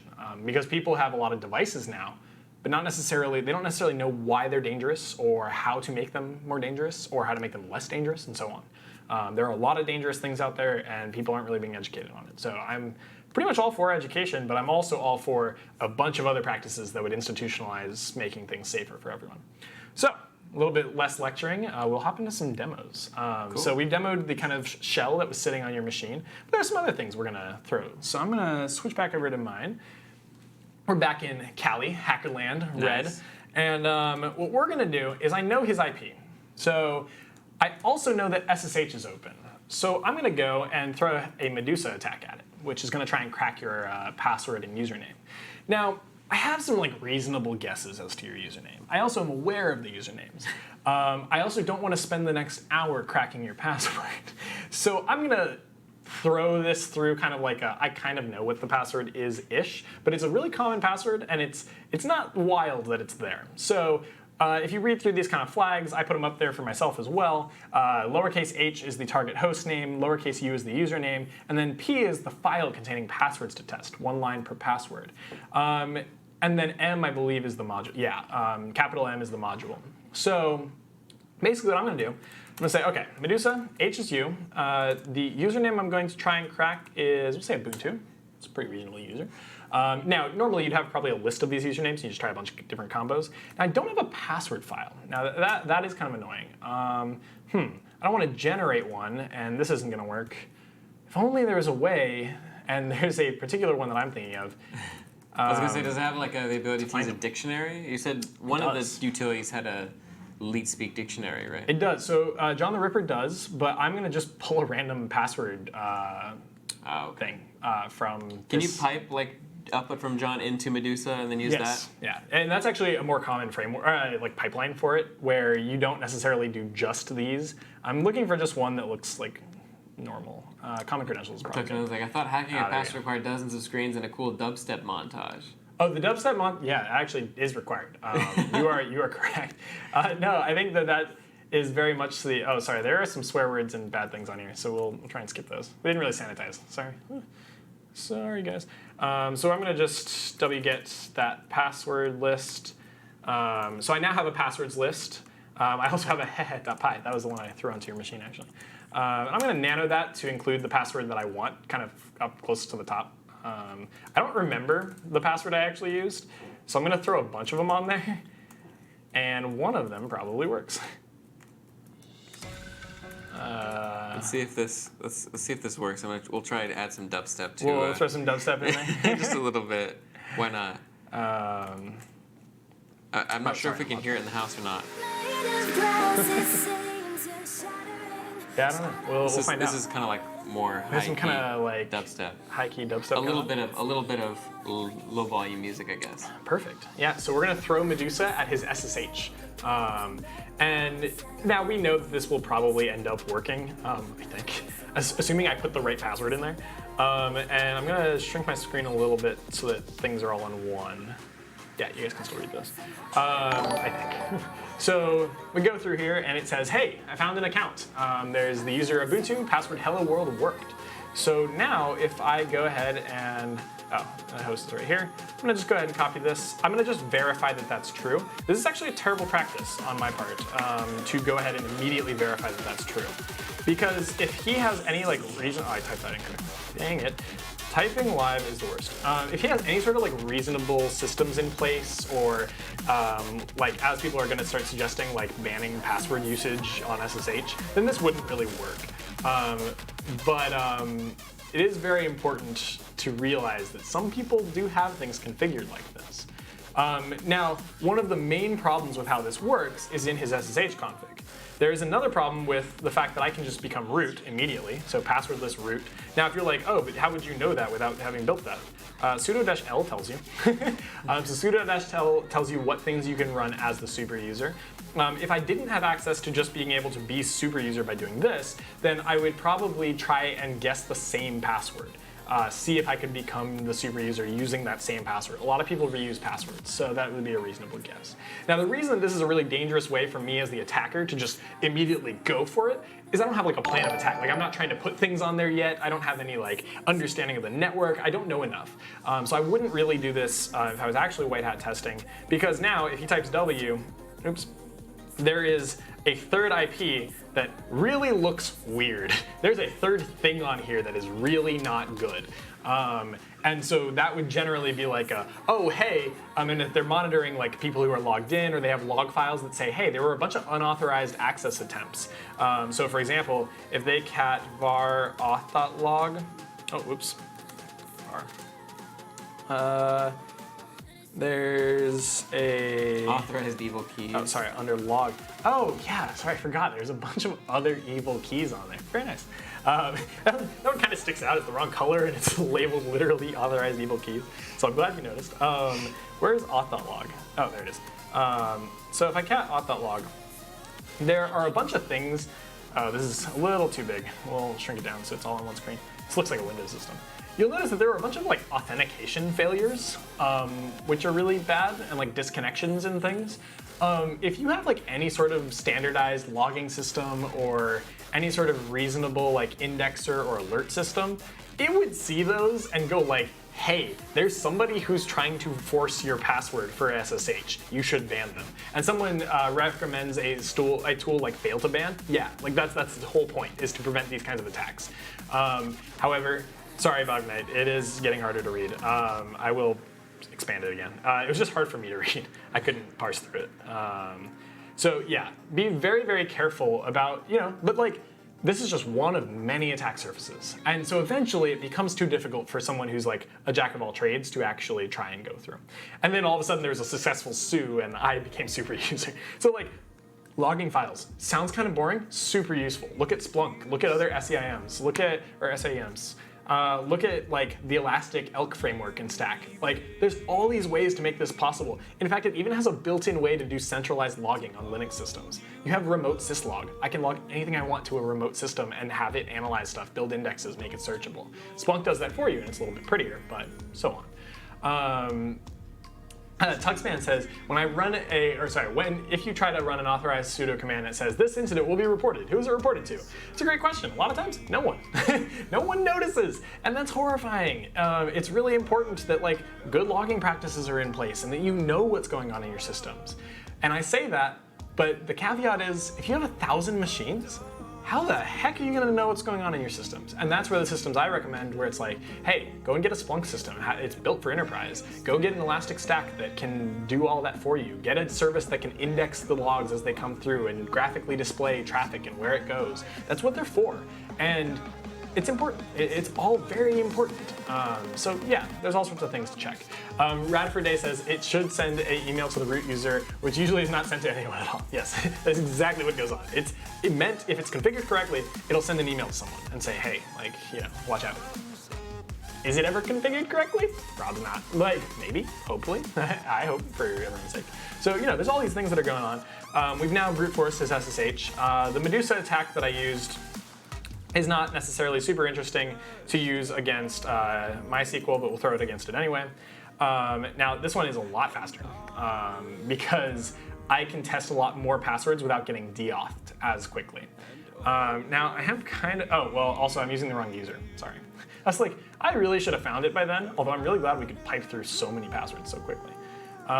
So I'm gonna try like admin, for example. Very common MySQL password. And it doesn't look like we could hit it, so I'm gonna kind of stop going. I know that the password that should work is on there somewhere. So admin, not so much. What about like remote admin? Sometimes people try to be clever with their names, and that one worked. Wow, so, what a really secure password too. Very secure. It's leet spoken. No one knows leet speak. And so. Started says these passwords are amazing. Thank you. Yeah, now you can just start executing arbitrary SQL queries. Yeah, and I can run arbitrary SQL queries. In fact, like if I wanted to log into your MySQL database and maybe remove it for you, we can do that, and that's horrifying. Also, maybe you have some like sensitive information in it, and I can take that for you too. You know, right, I could actually, I'll store that for you. You're such a generous person. Yeah, really just kind. I'll just store it for you, and you can pay me to get it back. And that's how some of these attacks work. So that's Medusa for you. I was almost about to say it's a cute little tool. It's a brilliantly well-written tool, and it does all sorts of cool things. But it's really useful. Now, what it goes and does is, some questions you should ask yourself and try and answer are, why is the SSH one so much slower? Why is it really suspicious to run these sorts of attacks? What's going on underneath? How would I build this myself? What Python utilities could I use for this? How about in R? How about in C++? What kind of things are happening underneath the hood? What routing things have to be in place for this to work? And so on. So as much as I am kind of just quick demoing things, it is important to keep these in your heads so that you're not just becoming script kiddies. So yeah. We did it on purpose. We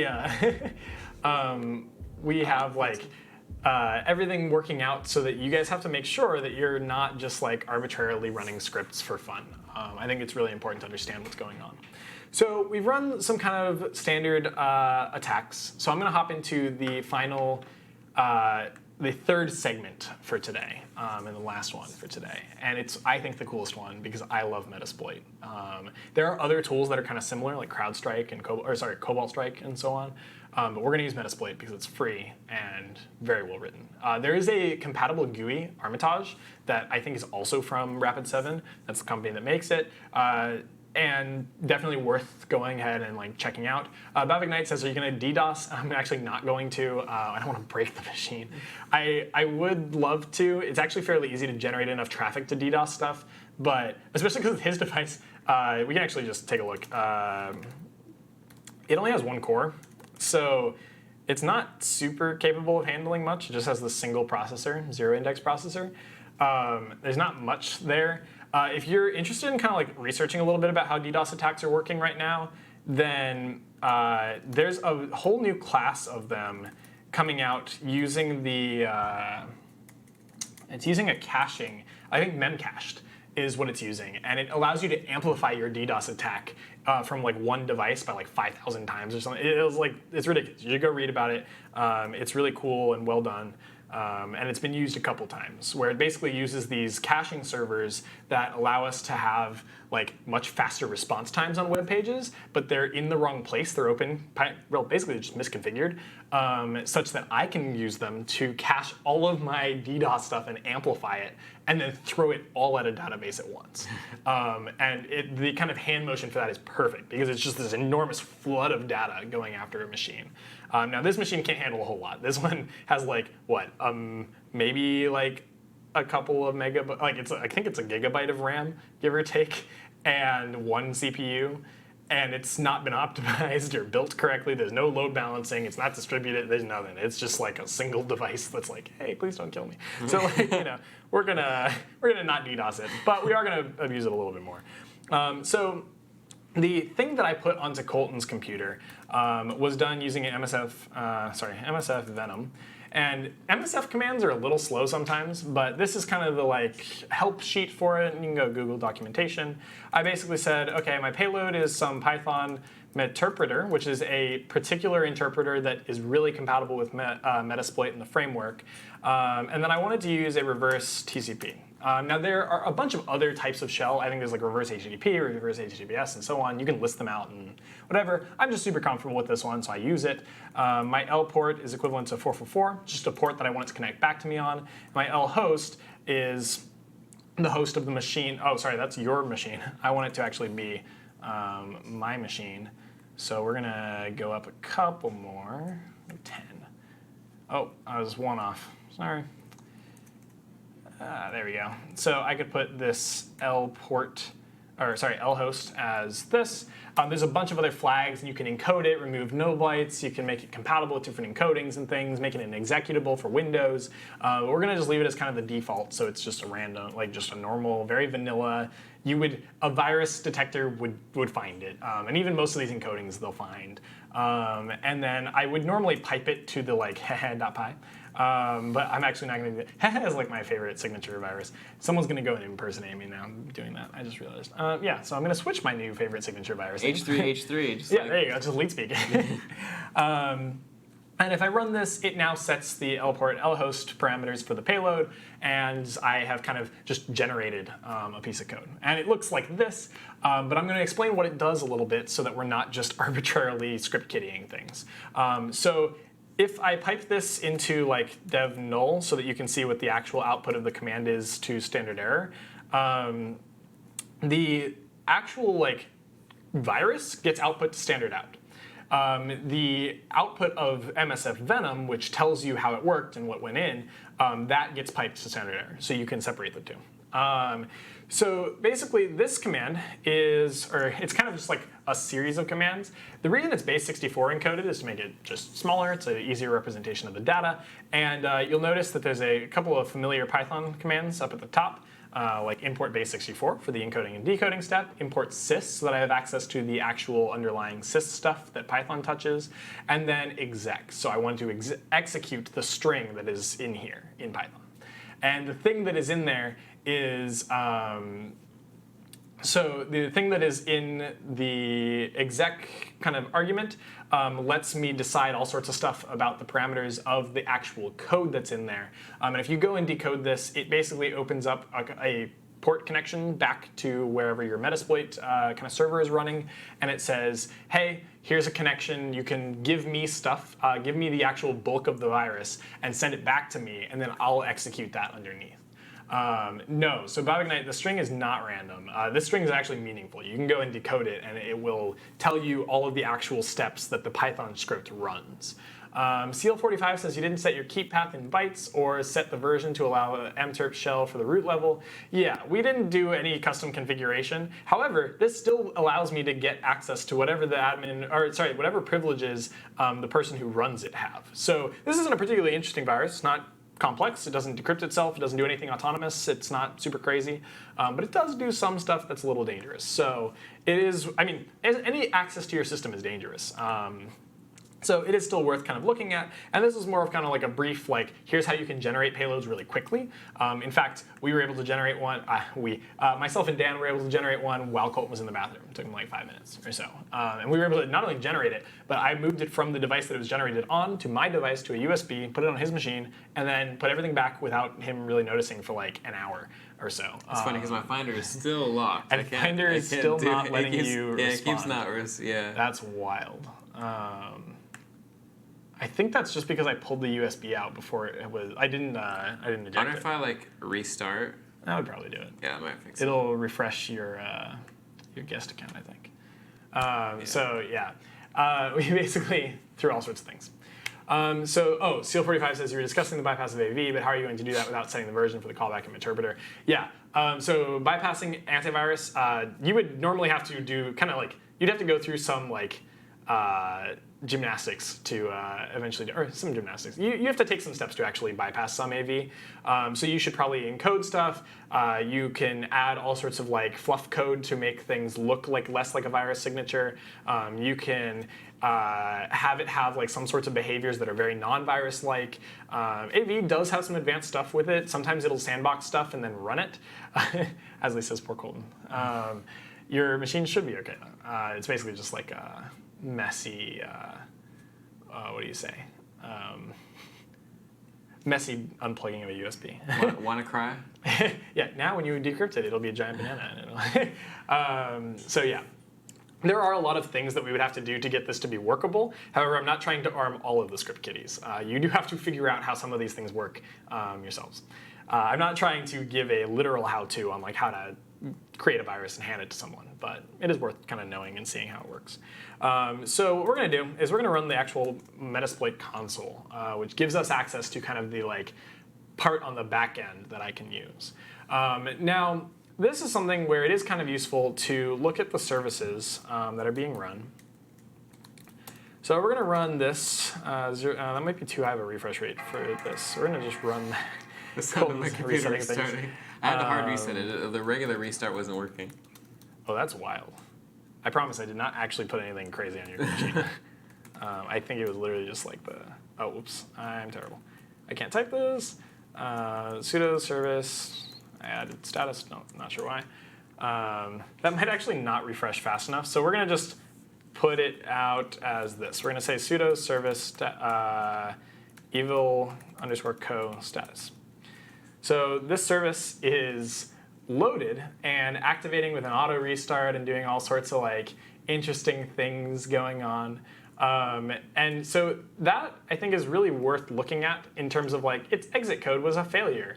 And so if I ever do like sudo service -- all, you'll notice that evil_co has a negative sign next to it. Which should mean that it's off, that it doesn't work. Nothing is there. So basically, it shouldn't do anything. It's disabled, it seems. Now, you'll note that Colton's machine is now working, just as an FYI. In my regular account. We got to go back to the test account. The guest and test account may be still shot. Hopefully not. But just to be clear, I did not break his machine. I am not that People mean. are saying that you definitely hacked the hardware. You're going to take it home. Taking the machine with me. I love my beautiful Mac. Like, I have no desire to replace him or her. So yeah, we're back on Metasploit's console, and I just kind of shown that from his perspective, that service isn't even online. So he shouldn't even really notice it. Like it is a weird service, but it's not online. So in MSF, or in the console, I'm allowed to do all sorts of cool things. There are many, many things to do and many ways to use this. I'm going to use kind of like a particular one, which is the multi-handler. Which basically listens for multiple kinds of connections, and it just, given a certain payload, can then deal with what should go back to them. So I'm going to set, actually I'm going to show you guys some options. So if you show options, there's this, and then there's also the advanced options. And the ones that I want to turn on, so you use set to change different variables, you use set G to make them global. I'm going to just use set for this particular option. Exit on session is something that I actually prefer not having to be true. I like having that be false. And the reason for that is I want this to kind of like continue looking at things and like waiting. So I'm also going to, when I run the exploit, I'm going to run it as a job rather than just running it. So that way when it succeeds, it'll still keep running. So it listens for more connections and throws them into background sessions. So the kind of idea behind what we're doing right now is I create some sort of listener on my end, and then somehow on the machine that I've compromised, it connects back to this listener. It says, hey, I'm alive. Oh, good. Hey.py is still on. Hey.py is there, thankfully. So actually, we'll let you run that, and we'll show what's going on. So hesitant to run it at this point, but yeah. But yeah, don't run it yet, but we will eventually run it. And it's just run using Python, so I didn't do anything crazy. You just do Python and then that file, but don't run it yet. And so I literally think it was just because when I pulled the USB out, I didn't eject that might be and it, it freaked out. So Babak Knight did say that you gave me a good lesson to remember in the future against something malicious in a not sweet, intended that way. in a sweet, friendly way. More, yeah, I guess it was intended that way. It wasn't me teaching you a lesson so much as kind of a prank. I think Dan and I thought it was funny. I think the two are in hand. They're pretty one. So actually, we'll have this listen for your device first, and then I'll disable it and turn it on for the device that we're actually compromising. So the payload I gave you is a meterpreter payload. So I'm going to set the payload to Python meterpreter. Everyone always should be aware that I suck at typing. I like to remind people that I'm bad at it. And then I'm going to set the L port to 4444, which I think is what I set yours to. And L host is just going to be 0000. Oh, nope. There we go. So that says just listen for connections. And so what I can then do is I can run this as a job. And I can go here. And it's just listening for things connecting back to it. Now, this is sending the wrong stage to stuff, so it's going to die in certain weird ways. Basically, evil co is actually connecting back to it. It connects back constantly. But we're going to have Colton also connect back to me. So those sessions are actually all going to die. And if I type sessions, you can see that there's ones that are available, but they're all messed up and weird. So Colton, you can go ahead and press enter. Right. Cool. And that'll connect back to me. And you'll notice that your command is now done, so you can actually just noodle around, play around, whatever. But you have actually now opened something for me, and I believe this is your IP. And is this your card? Yes. Sorry, it's a little small, so we'll make that a little bigger. It is my public IP. So that is Colton's public IP, which means Meterpreter Session 5 is something that I'm really interested in. So if I type jobs, I actually get this jobs. I think it's jobs-K0. So I'm going to stop job 0. But I still have all these active sessions, which is really cool. So I'm going to connect. Yeah, G Harvard Colton. I love that it identifies it for me. That's really funny. So yeah, I now have access to his. I almost said his Colton, his computer, and that's in session 5. So I'm going to connect to that. Sessions 5, and I now have an interpreter. So I'm going to look around a little bit. I won't. Hey, this is a private, or sorry, not a private, a specific for being hacked device. So I'm gonna. There's nothing too crazy on here. I think there's no personal information. I hope. Oh, sorry, I forgot. So I can type shell, and I now have no job control, but that's okay. I can see who I am. Oh, sorry. So who am I? Very nice. John Harvard, I think is what he set that as. I can ls some sorts of things. I can type bash to get into a bash shell, which I'm a little bit. I keep trying to push the screen up to get things to work properly. And I can cd to see what John Harvard's home directory looks like. Very nice. You have 3D Pong on there. Very cool. And yeah, all the other sessions are going to slowly start dying because they don't actually work. They were given the wrong payload. Someone says rmrf/.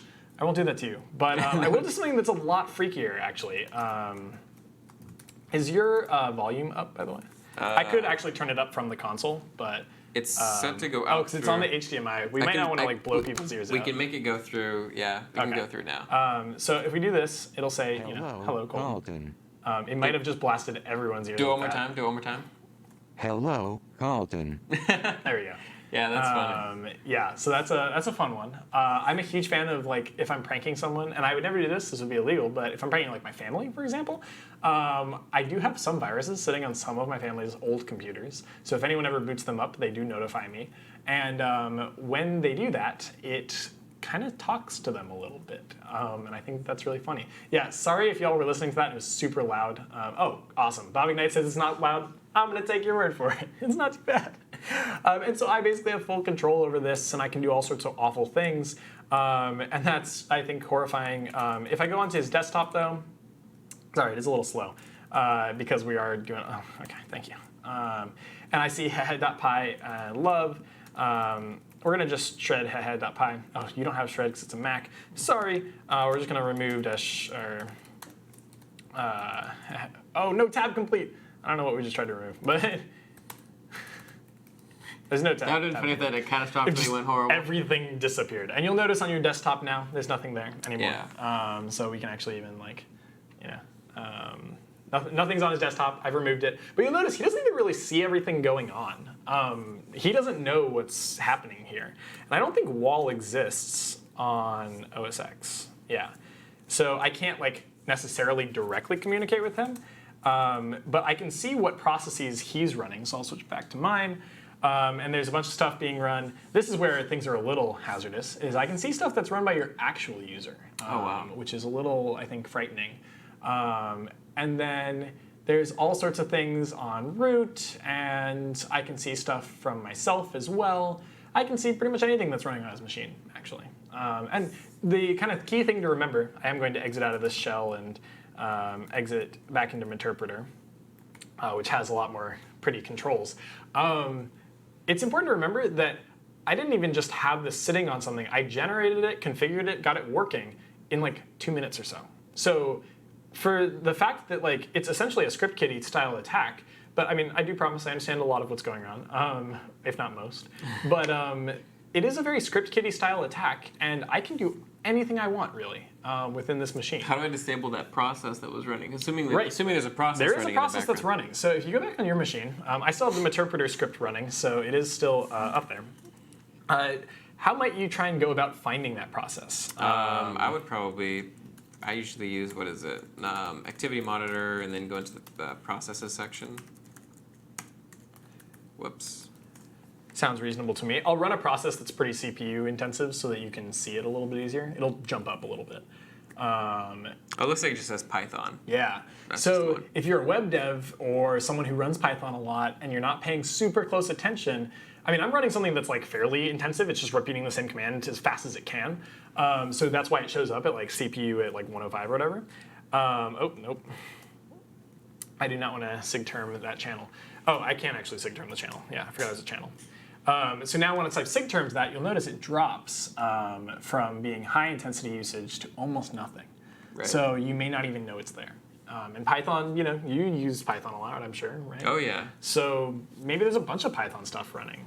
Yeah, and you won't know any better whether it's something you've legitimately run yourself or whether And if I wanted to confuse you with it, then maybe I drop into a shell again and I fork a bunch of Python processes that are all running at 100%, and you kill all of those and you're like, oh, I got it. One of those was the virus. But the real one was the one that's at 0%. It's all the way at the bottom. Right. So there are I would look at the CPU time thing too and be like, that's very smart. Interesting. Yeah. And I think that's where Colton has some advantage in that, excuse me, he has some useful background knowledge and kind of intuition for what's going on.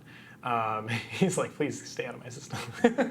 I believe you will shut me out if you click quit. I believe that does kick me out. Let's confirm this for sure. Let's verify that for Colton's sake. So we're going to switch back to mine. I typed ls after he pressed quit. Yeah, there's also this weird IO error. Yeah, so the reason for that was I was running an intensive process to make it pop up to the top of your screen. But basically, once I press Control-C, the way Meterpreter looks at it is there's a channel that's been opened to communicate all that back to me. So when I close that channel, it might notify you by accident because it does that. And you'll notice I'm now timing out. So I do not have command control of your computer. Nice. And I promise that it's now gone. There's nothing else there. I tried to destroy it as much as possible. So now that that's all gone, that was kind of a fun little endeavor. Was that love something not related to Lua? It was definitely related to Lua. That one, Colton's probably proud as heck now. I would not blame him for being very much scared that everything there is broken. I neglected to thank Muzammil Khan, Harvey's Paradise, Bootstrapper Gang, Simnus, Shrew30, Radford A, Nikos Rakostas, and Florin for the follows. Much appreciated. Yeah, thank you guys. We really appreciate this. Python needs 100% CPU just to do hello world anyway. That's mean. That's very harsh. mean. But yeah, it's probably about right. So yeah, we have demonstrated kind of a real world dish attack. It's not a real attack in that I had some stuff going on, but if you stuck a bunch of those on a USB and then just like randomly hopped into people's computers and things, it's super illegal, and I would not recommend doing any of that.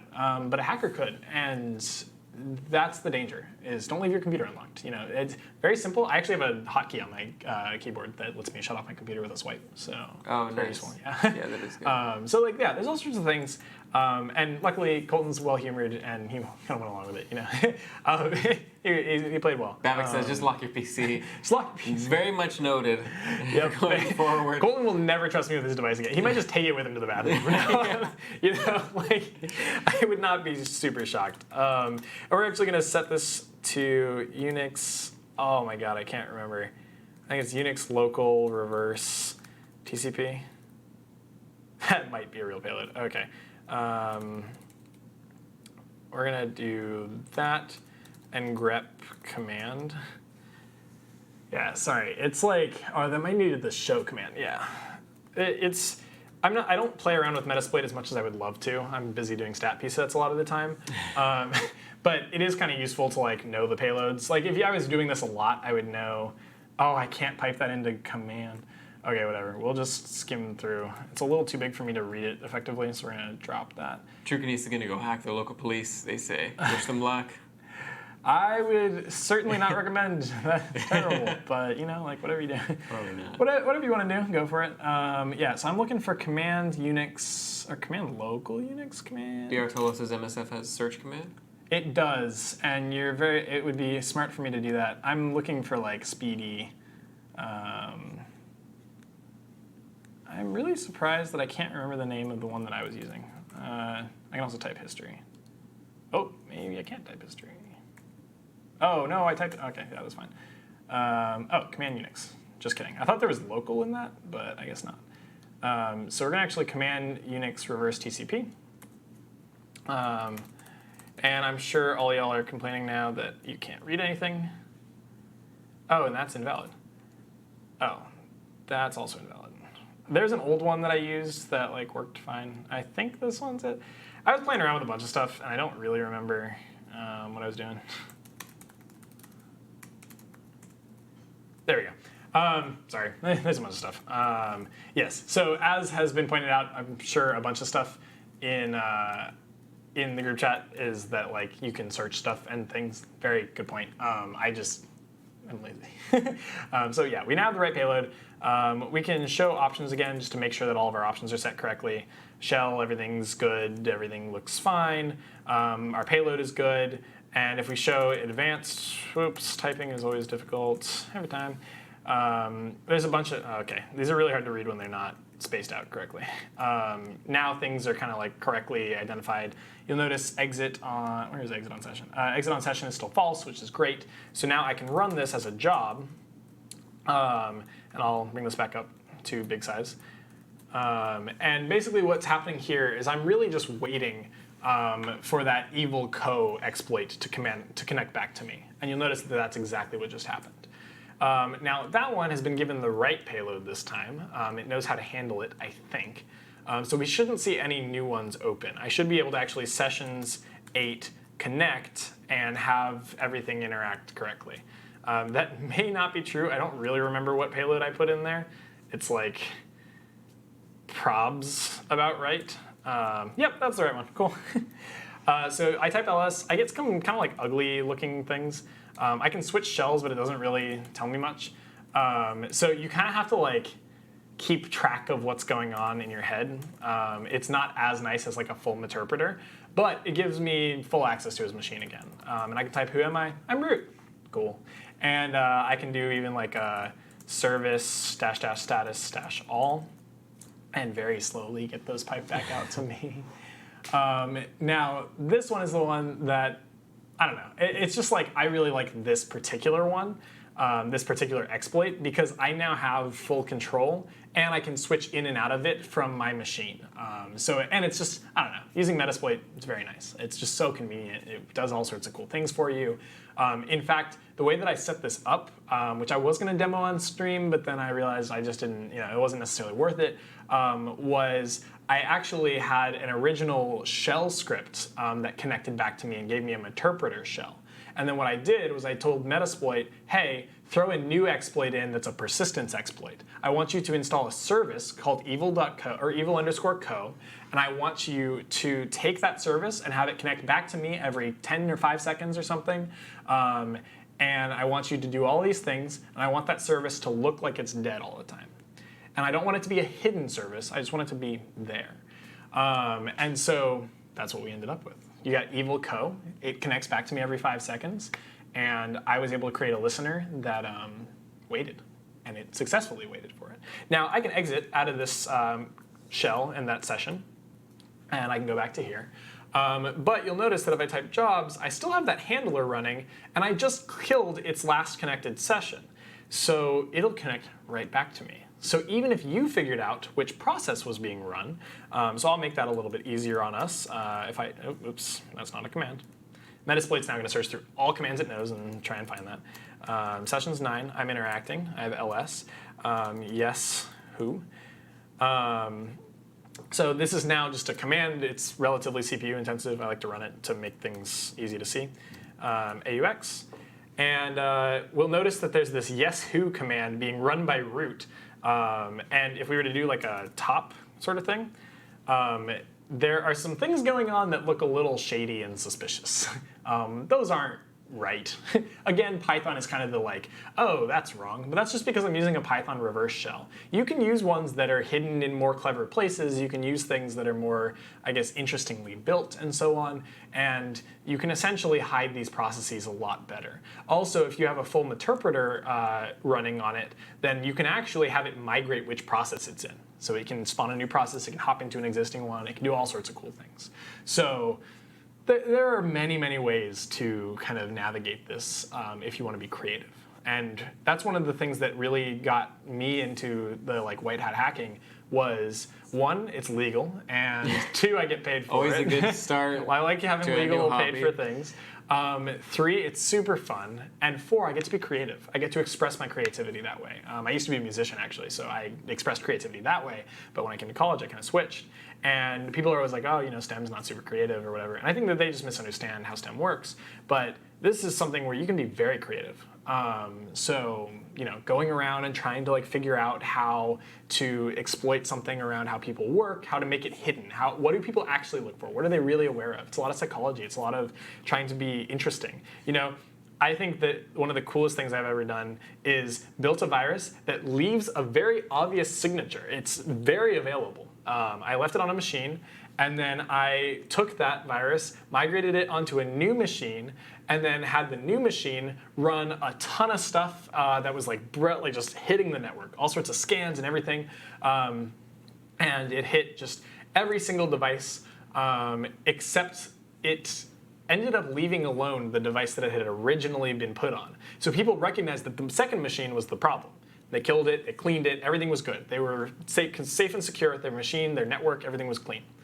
Except the device that it originally came from was not clean. So you can just do it again. And I just did it again. And it was very easy. So there's all sorts of things that you can do. And as is being pointed out in the chat, there are many ways to kind of go around and to counter specific things. But my point is, I just have to be as creative as needed. I can just come up with as many different ways of exploiting your system as possible. And I have scripts that'll do that for me. I have scripts that'll drop as many different shells. We actually didn't even touch on the fact that the SSH keys is really badly misconfigured on this. So I'm going to actually go into etc SSH, and I'm going to cat SSHD's config, and I'm going to throw it through less. So there's all sorts of things that are badly configured in here, but one of the ones I want to draw people's attentions to is permit root login. I could have just tried root and tested its password. That's horrible. Don't do that. No one should be allowed to remotely log in as root. It's just another layer of protection. Do not let them have everything. you'll notice that there are some other extra authorized keys files sitting around. So it's really, one of my scripts that is one of my faves is it actually swaps out your SSHD config with whatever, like once I have root access to your system, it swaps it out for something like this. It's punched full of holes, and then I actually don't deny pub key authentication though, I allow that as well. So if you have pub key authentication, that's usually allowed. I don't want you to my usual goal is to sit in your system and make sure you don't realize I'm there. I don't want you to be disrupted, I don't want to mess with anything, I just want to get there somewhere.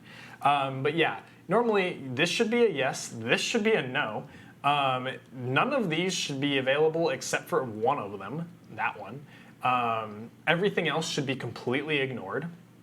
There's a bunch of other stuff. There's like PAM modules that should be enabled and things that aren't. There's all sorts of configuration things in here that should be done correctly, and none of them are. None of them are built correctly. I misconfigured it as much as I could in a very short period of time. So definitely be aware of how certain things should be configured. That's just one service. If you go up one and go into MySQL, there's a pretty bad config in here as well. I think it's mysql.conf.d. And if I cat, you'll notice there's a safe one there, and no one uses it. Or people should, but they don't. And we'll pipe this through less as well. There's some other config details in here too, like where should I be running things, who should I listen to, who should I bind the address to. For example, this binds it to the thing that faces the World Wide Web, all interfaces. It's terrifying.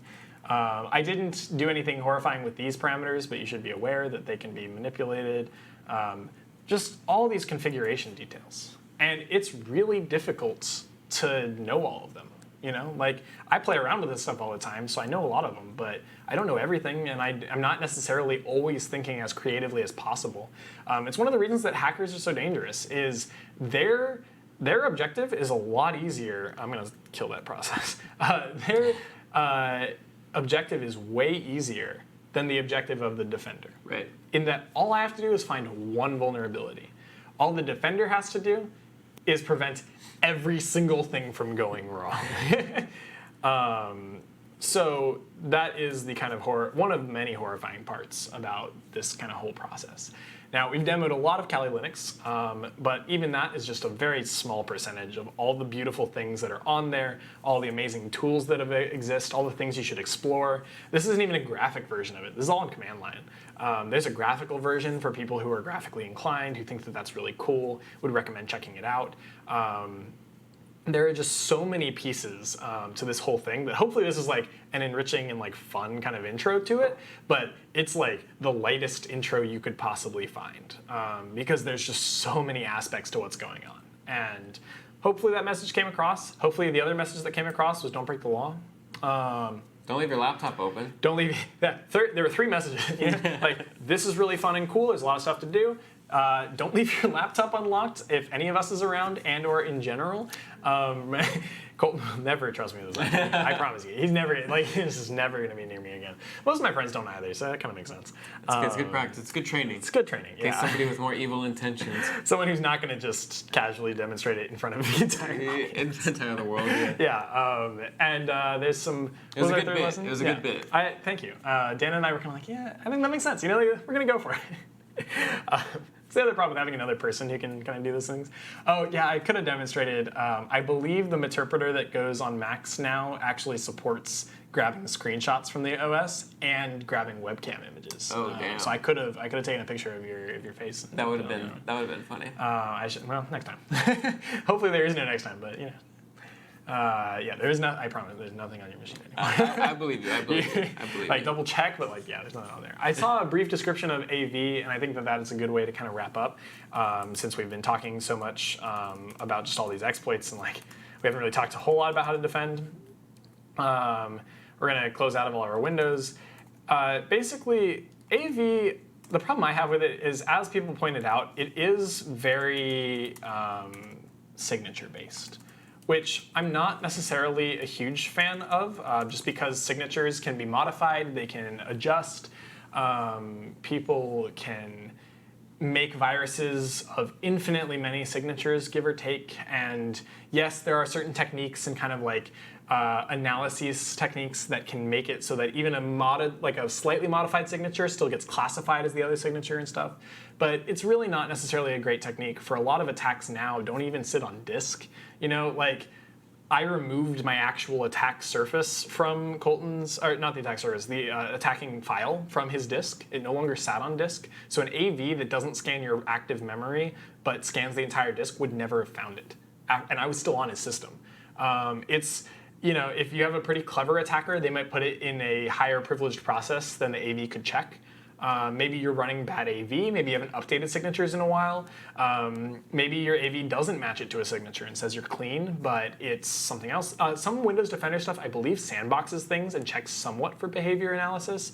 But even then, I can, there's the halting problem in theoretical CS, and I can just perpetually wait, and eventually there has to be a logistical timeout on a sandbox process. So there's that. There are reverse engineering tools that can try and check for things to make sure that you're not doing anything weird, but there are counters to those. It's a really complex sort of thing.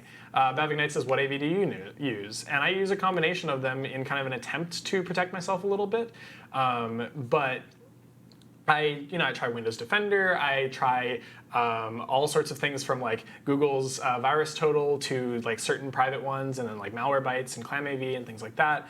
There's a reason that they're really successful, but there are a lot of other things that have to be done. I generally, actually, my best AV is that I try and keep things as simple as possible. I shut down any interface that I can, and I recognize that I'll probably get attacked at some point.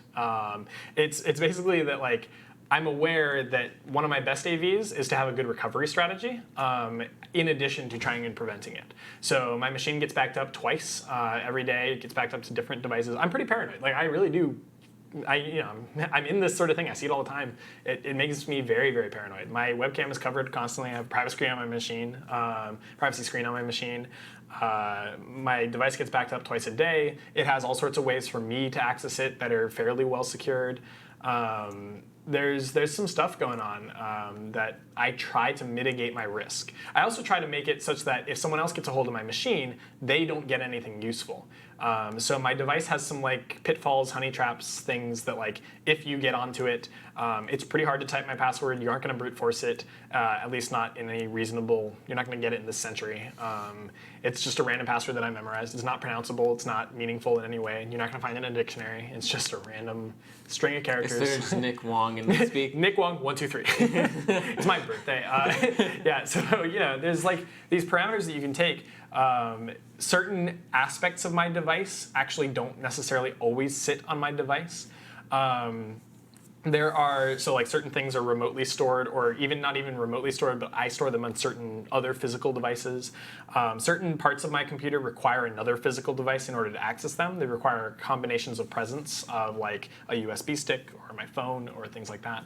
Apple does build some of those things into it, but I've added some of my own tools. Bobby Knight says use a password manager. I thoroughly recommend using a password manager because that way your individual passwords are secure and you don't have repetition across them. But there are all sorts of things. There's all sorts of stuff going on. And it's very, very difficult. Whoever, BR Toyo says InfoSec is a war. Yeah, it's like a full-on, and it's only going to get worse, right? Like I think that it's really this is the beginning of that InfoSec war, and it's super important that people emphasize these sorts of things.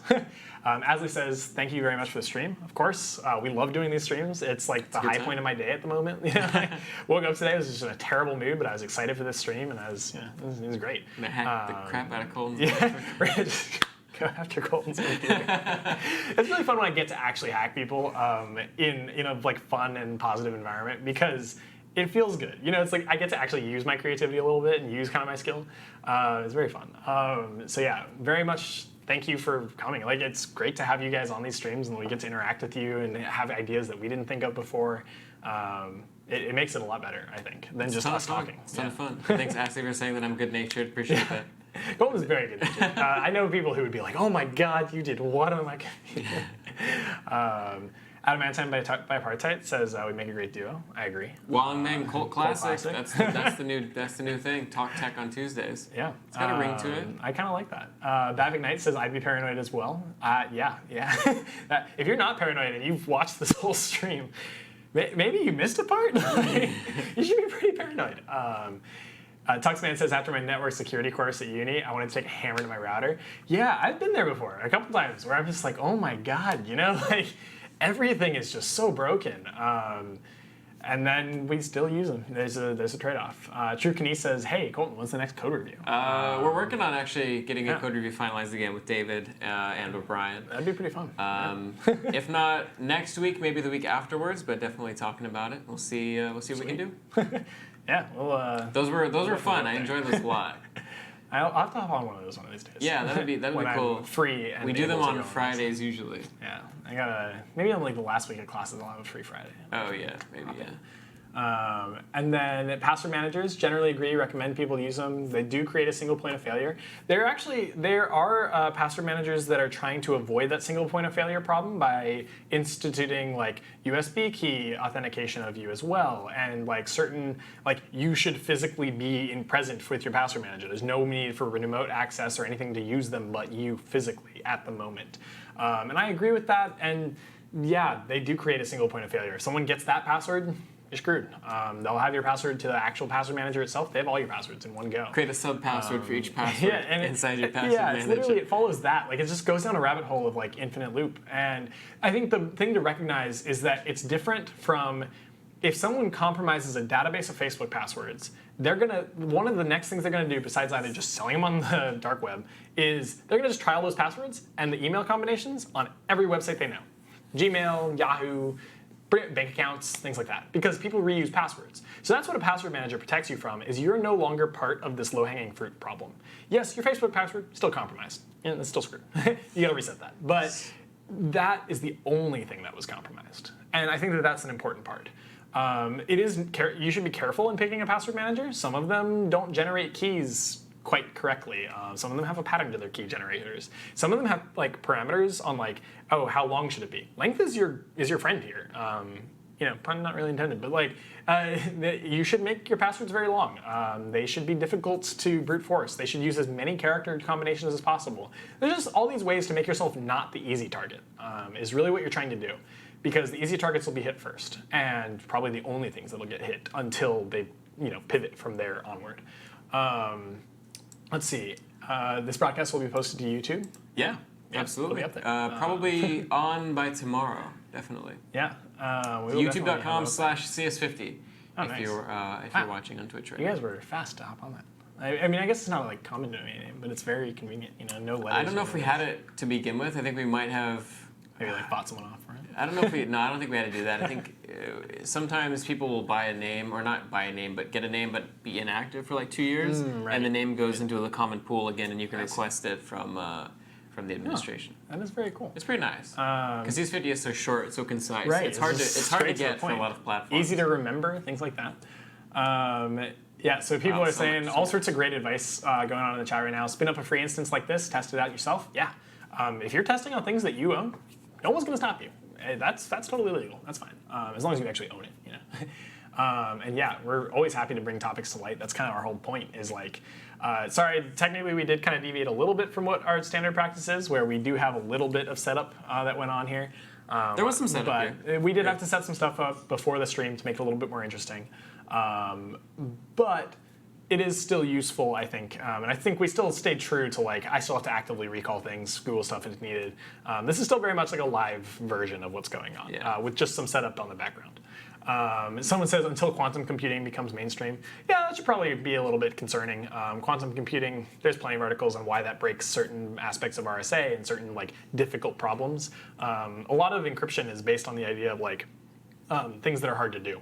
So if quantum computing makes something like, I don't know, factoring large numbers easy to do, then that would be really problematic. You might want to look at your RSA encryption and almost all asymmetric encryption techniques at the moment. Adam's really trying to sell the hardware hacking. One Everyone day. wants free hardware. Hey, he's got to start somewhere. It really, teleportation technology, that would be possible. Missed the Twitch name though. The Twitch name, our URL is CS50TV, so twitch.tv/CS50TV. But we go by CS50 Live. But if you want to get onto our YouTube, it's youtube.com/CS50 and then facebook.com/CS50 as well. And actually, I might as well just bring us back to the white shot. Appreciate it. But yeah, definitely stay tuned. Tomorrow we have Just me, actually. It's been, I don't remember last time that I did one by myself. I think it was last week. But text adventure. So this was inspired by Ashley, who's been in the chat. But she had some questions about a text adventure. She and I chatted a little bit, and I'm going to do a live one in Python. Because we don't really do a lot of Python coding. We always do Lua, right? Yeah, that's true. But people want to learn. People want Python, so we're going to do we're going to do a text adventure. So the thing about this text adventure though is it's going to be completely given by the viewers. So whatever I'm not going to write any of the adventure at all. Oh. It might chat back and forth about it depending on maybe the discuss concepts that come up, but. Basically, all of the people that are in the chat are going to provide the adventure, and we'll discuss, depending on how complex the adventure gets, we'll discuss how we want to code it.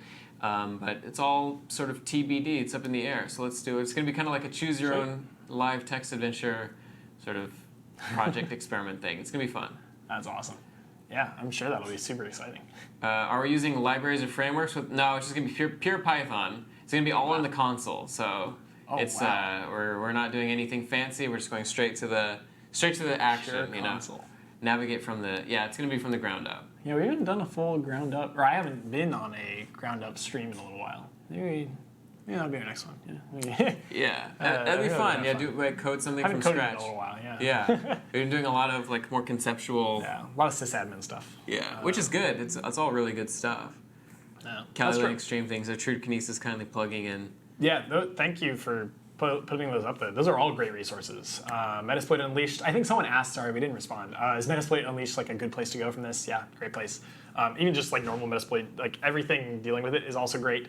Hack Nick's computer in the text adventure. Nice. That'd be very fun. They ask, can we have Nick versus security dude, some real hacking?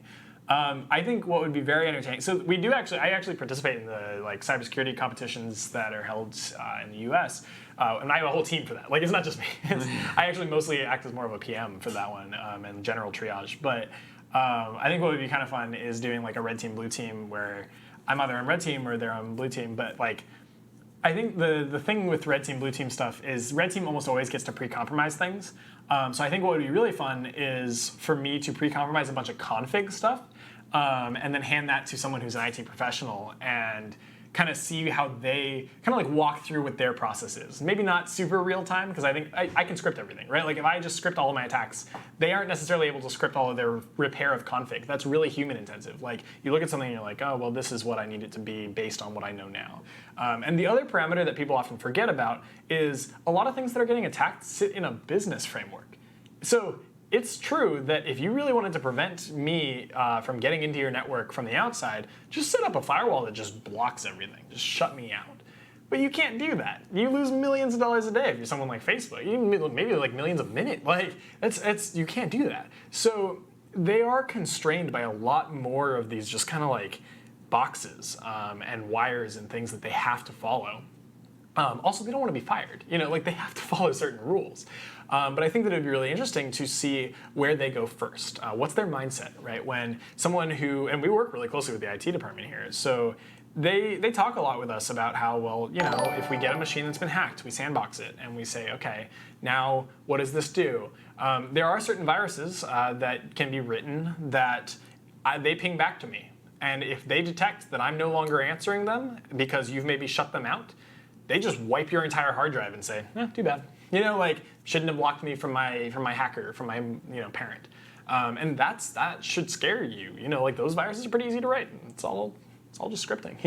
And it's just kind of being creative. And there are things that once you find them, they've aliased certain commands in a way that they know that's how you're going to delete them. So you go and delete them. And then they're like, cool, you didn't just delete me. You deleted me and spawned 4 more in new places. And it's because they aliased your rm command to something that also removes what you wanted it to remove, but spawns new viruses every time you remove something. And it's a lot of this in the real world, when you're trying to just get something done, it's hard to be, I would argue it's almost impossible to be adequately thorough all the time, right? I don't check all my aliases constantly. Do you? I don't know if I ever have. Yeah, I don't remember the last time. Only when I'm setting an alias will I check it. Right, and even then it's just to check that the alias I just set worked. It's not even to look for other ones. And so it's a lot of this and I just told you of an attack that I've done on people. Like, I've aliased certain things to varying other commands. I've definitely heard of this. And it's super common. And yet, I don't even check, And I think that if I'm not checking, it's pretty unlikely that other people are constantly checking. And actually, something that someone brought up, and that's the problem with these streams, it's the beautiful problem with these streams, is people bring up awesome topics, and then I just want to dive into it. It's like, I just want to talk about it. It's an infinite pool of potential. It's such a rabbit hole. But it's way better than doing B-sets. So basically, someone said, like, if you can hack the Tesla, you get the Tesla. And I was like, you know what? That's actually one of my biggest fears with like the future of cars and like autonomous vehicles and networked vehicles is like, it should probably scare you that like someone with like an old Nintendo device, give or take, can like hack a drone or something. Like with a radio controller can hack a drone. That, I think, should point to the fact that like, hey, if you have a Tesla that's networked and I can hack into it and take your car, not good. If you've ever seen the movie Upgrade, they do kind of have a mentioning of that kind of topic. Kind of a freaky movie, very gruesome, but has a really cool topic, and the ending twist is great. Someone says hacking is a federal crime. That's enough to scare me. Yeah, don't break the law, but maybe look at the laws and reanalyze how much it's a real crime and what hacking is defined as. Things are kind of, it's a little shifty. It's clearly not up to code. And if there's any legislators watching this and you're like, wait, but we try so hard. It's like, yeah, I know you try hard. And you're very intelligent people. You're brilliant. And you've been elected by the people that you're supposed to protect. But what I'm saying is that you guys don't know enough. And this is from a college kid. I don't even know enough. I know very little. But what I'm saying is I know more than you guys on average. And that should be really bad. That's horrifying. So, I mean, I think that's me just trying to be honest with what I see as someone who studies CS and cybersecurity and these things. Is like, it's not necessarily your fault. It's just that y'all gotta get that. And then someone says, I think you took that out of context. I just meant you'll get the hardware of the Tesla, not the software or control of the car. Oh, so they just want the physical device. I got you. Yeah, so work on that teleportation technique. You can only transport non-digital material with hardware hacking. It's a new technology, up and coming. It's better than Bitcoin, Colton, why don't you stream more time restraints? No people/experts. That's a great question. Yeah, it's mostly just time restraints. We have a lot of other projects going on, a lot of work. Colton's very busy, man. Outside of streaming. Full-time employer.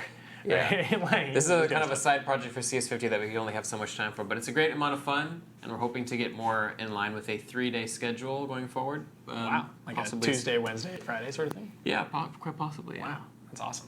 I'm honored to be on the Tuesday part of that. Yeah, no, it's a great amount of fun, and we'll hope to have the ability to dedicate the resources to it. But as the term gets closer, especially, we'll see just how much we can do. Right? Yeah, that's a good point. Adam says he invented it in a dream last night. It is stealing. Yeah, this is great. Thanks so much for coming on and doing this again. Yeah, thank you. What do you want to do next week? That's a great question. If you guys have suggestions, feel free to pop them at us as we kind of noodle. I know you just said you wanted to get back. Wouldn't mind coding a little bit. That'd be very fun. I'd be happy to set up a system and kind of walk through how it works.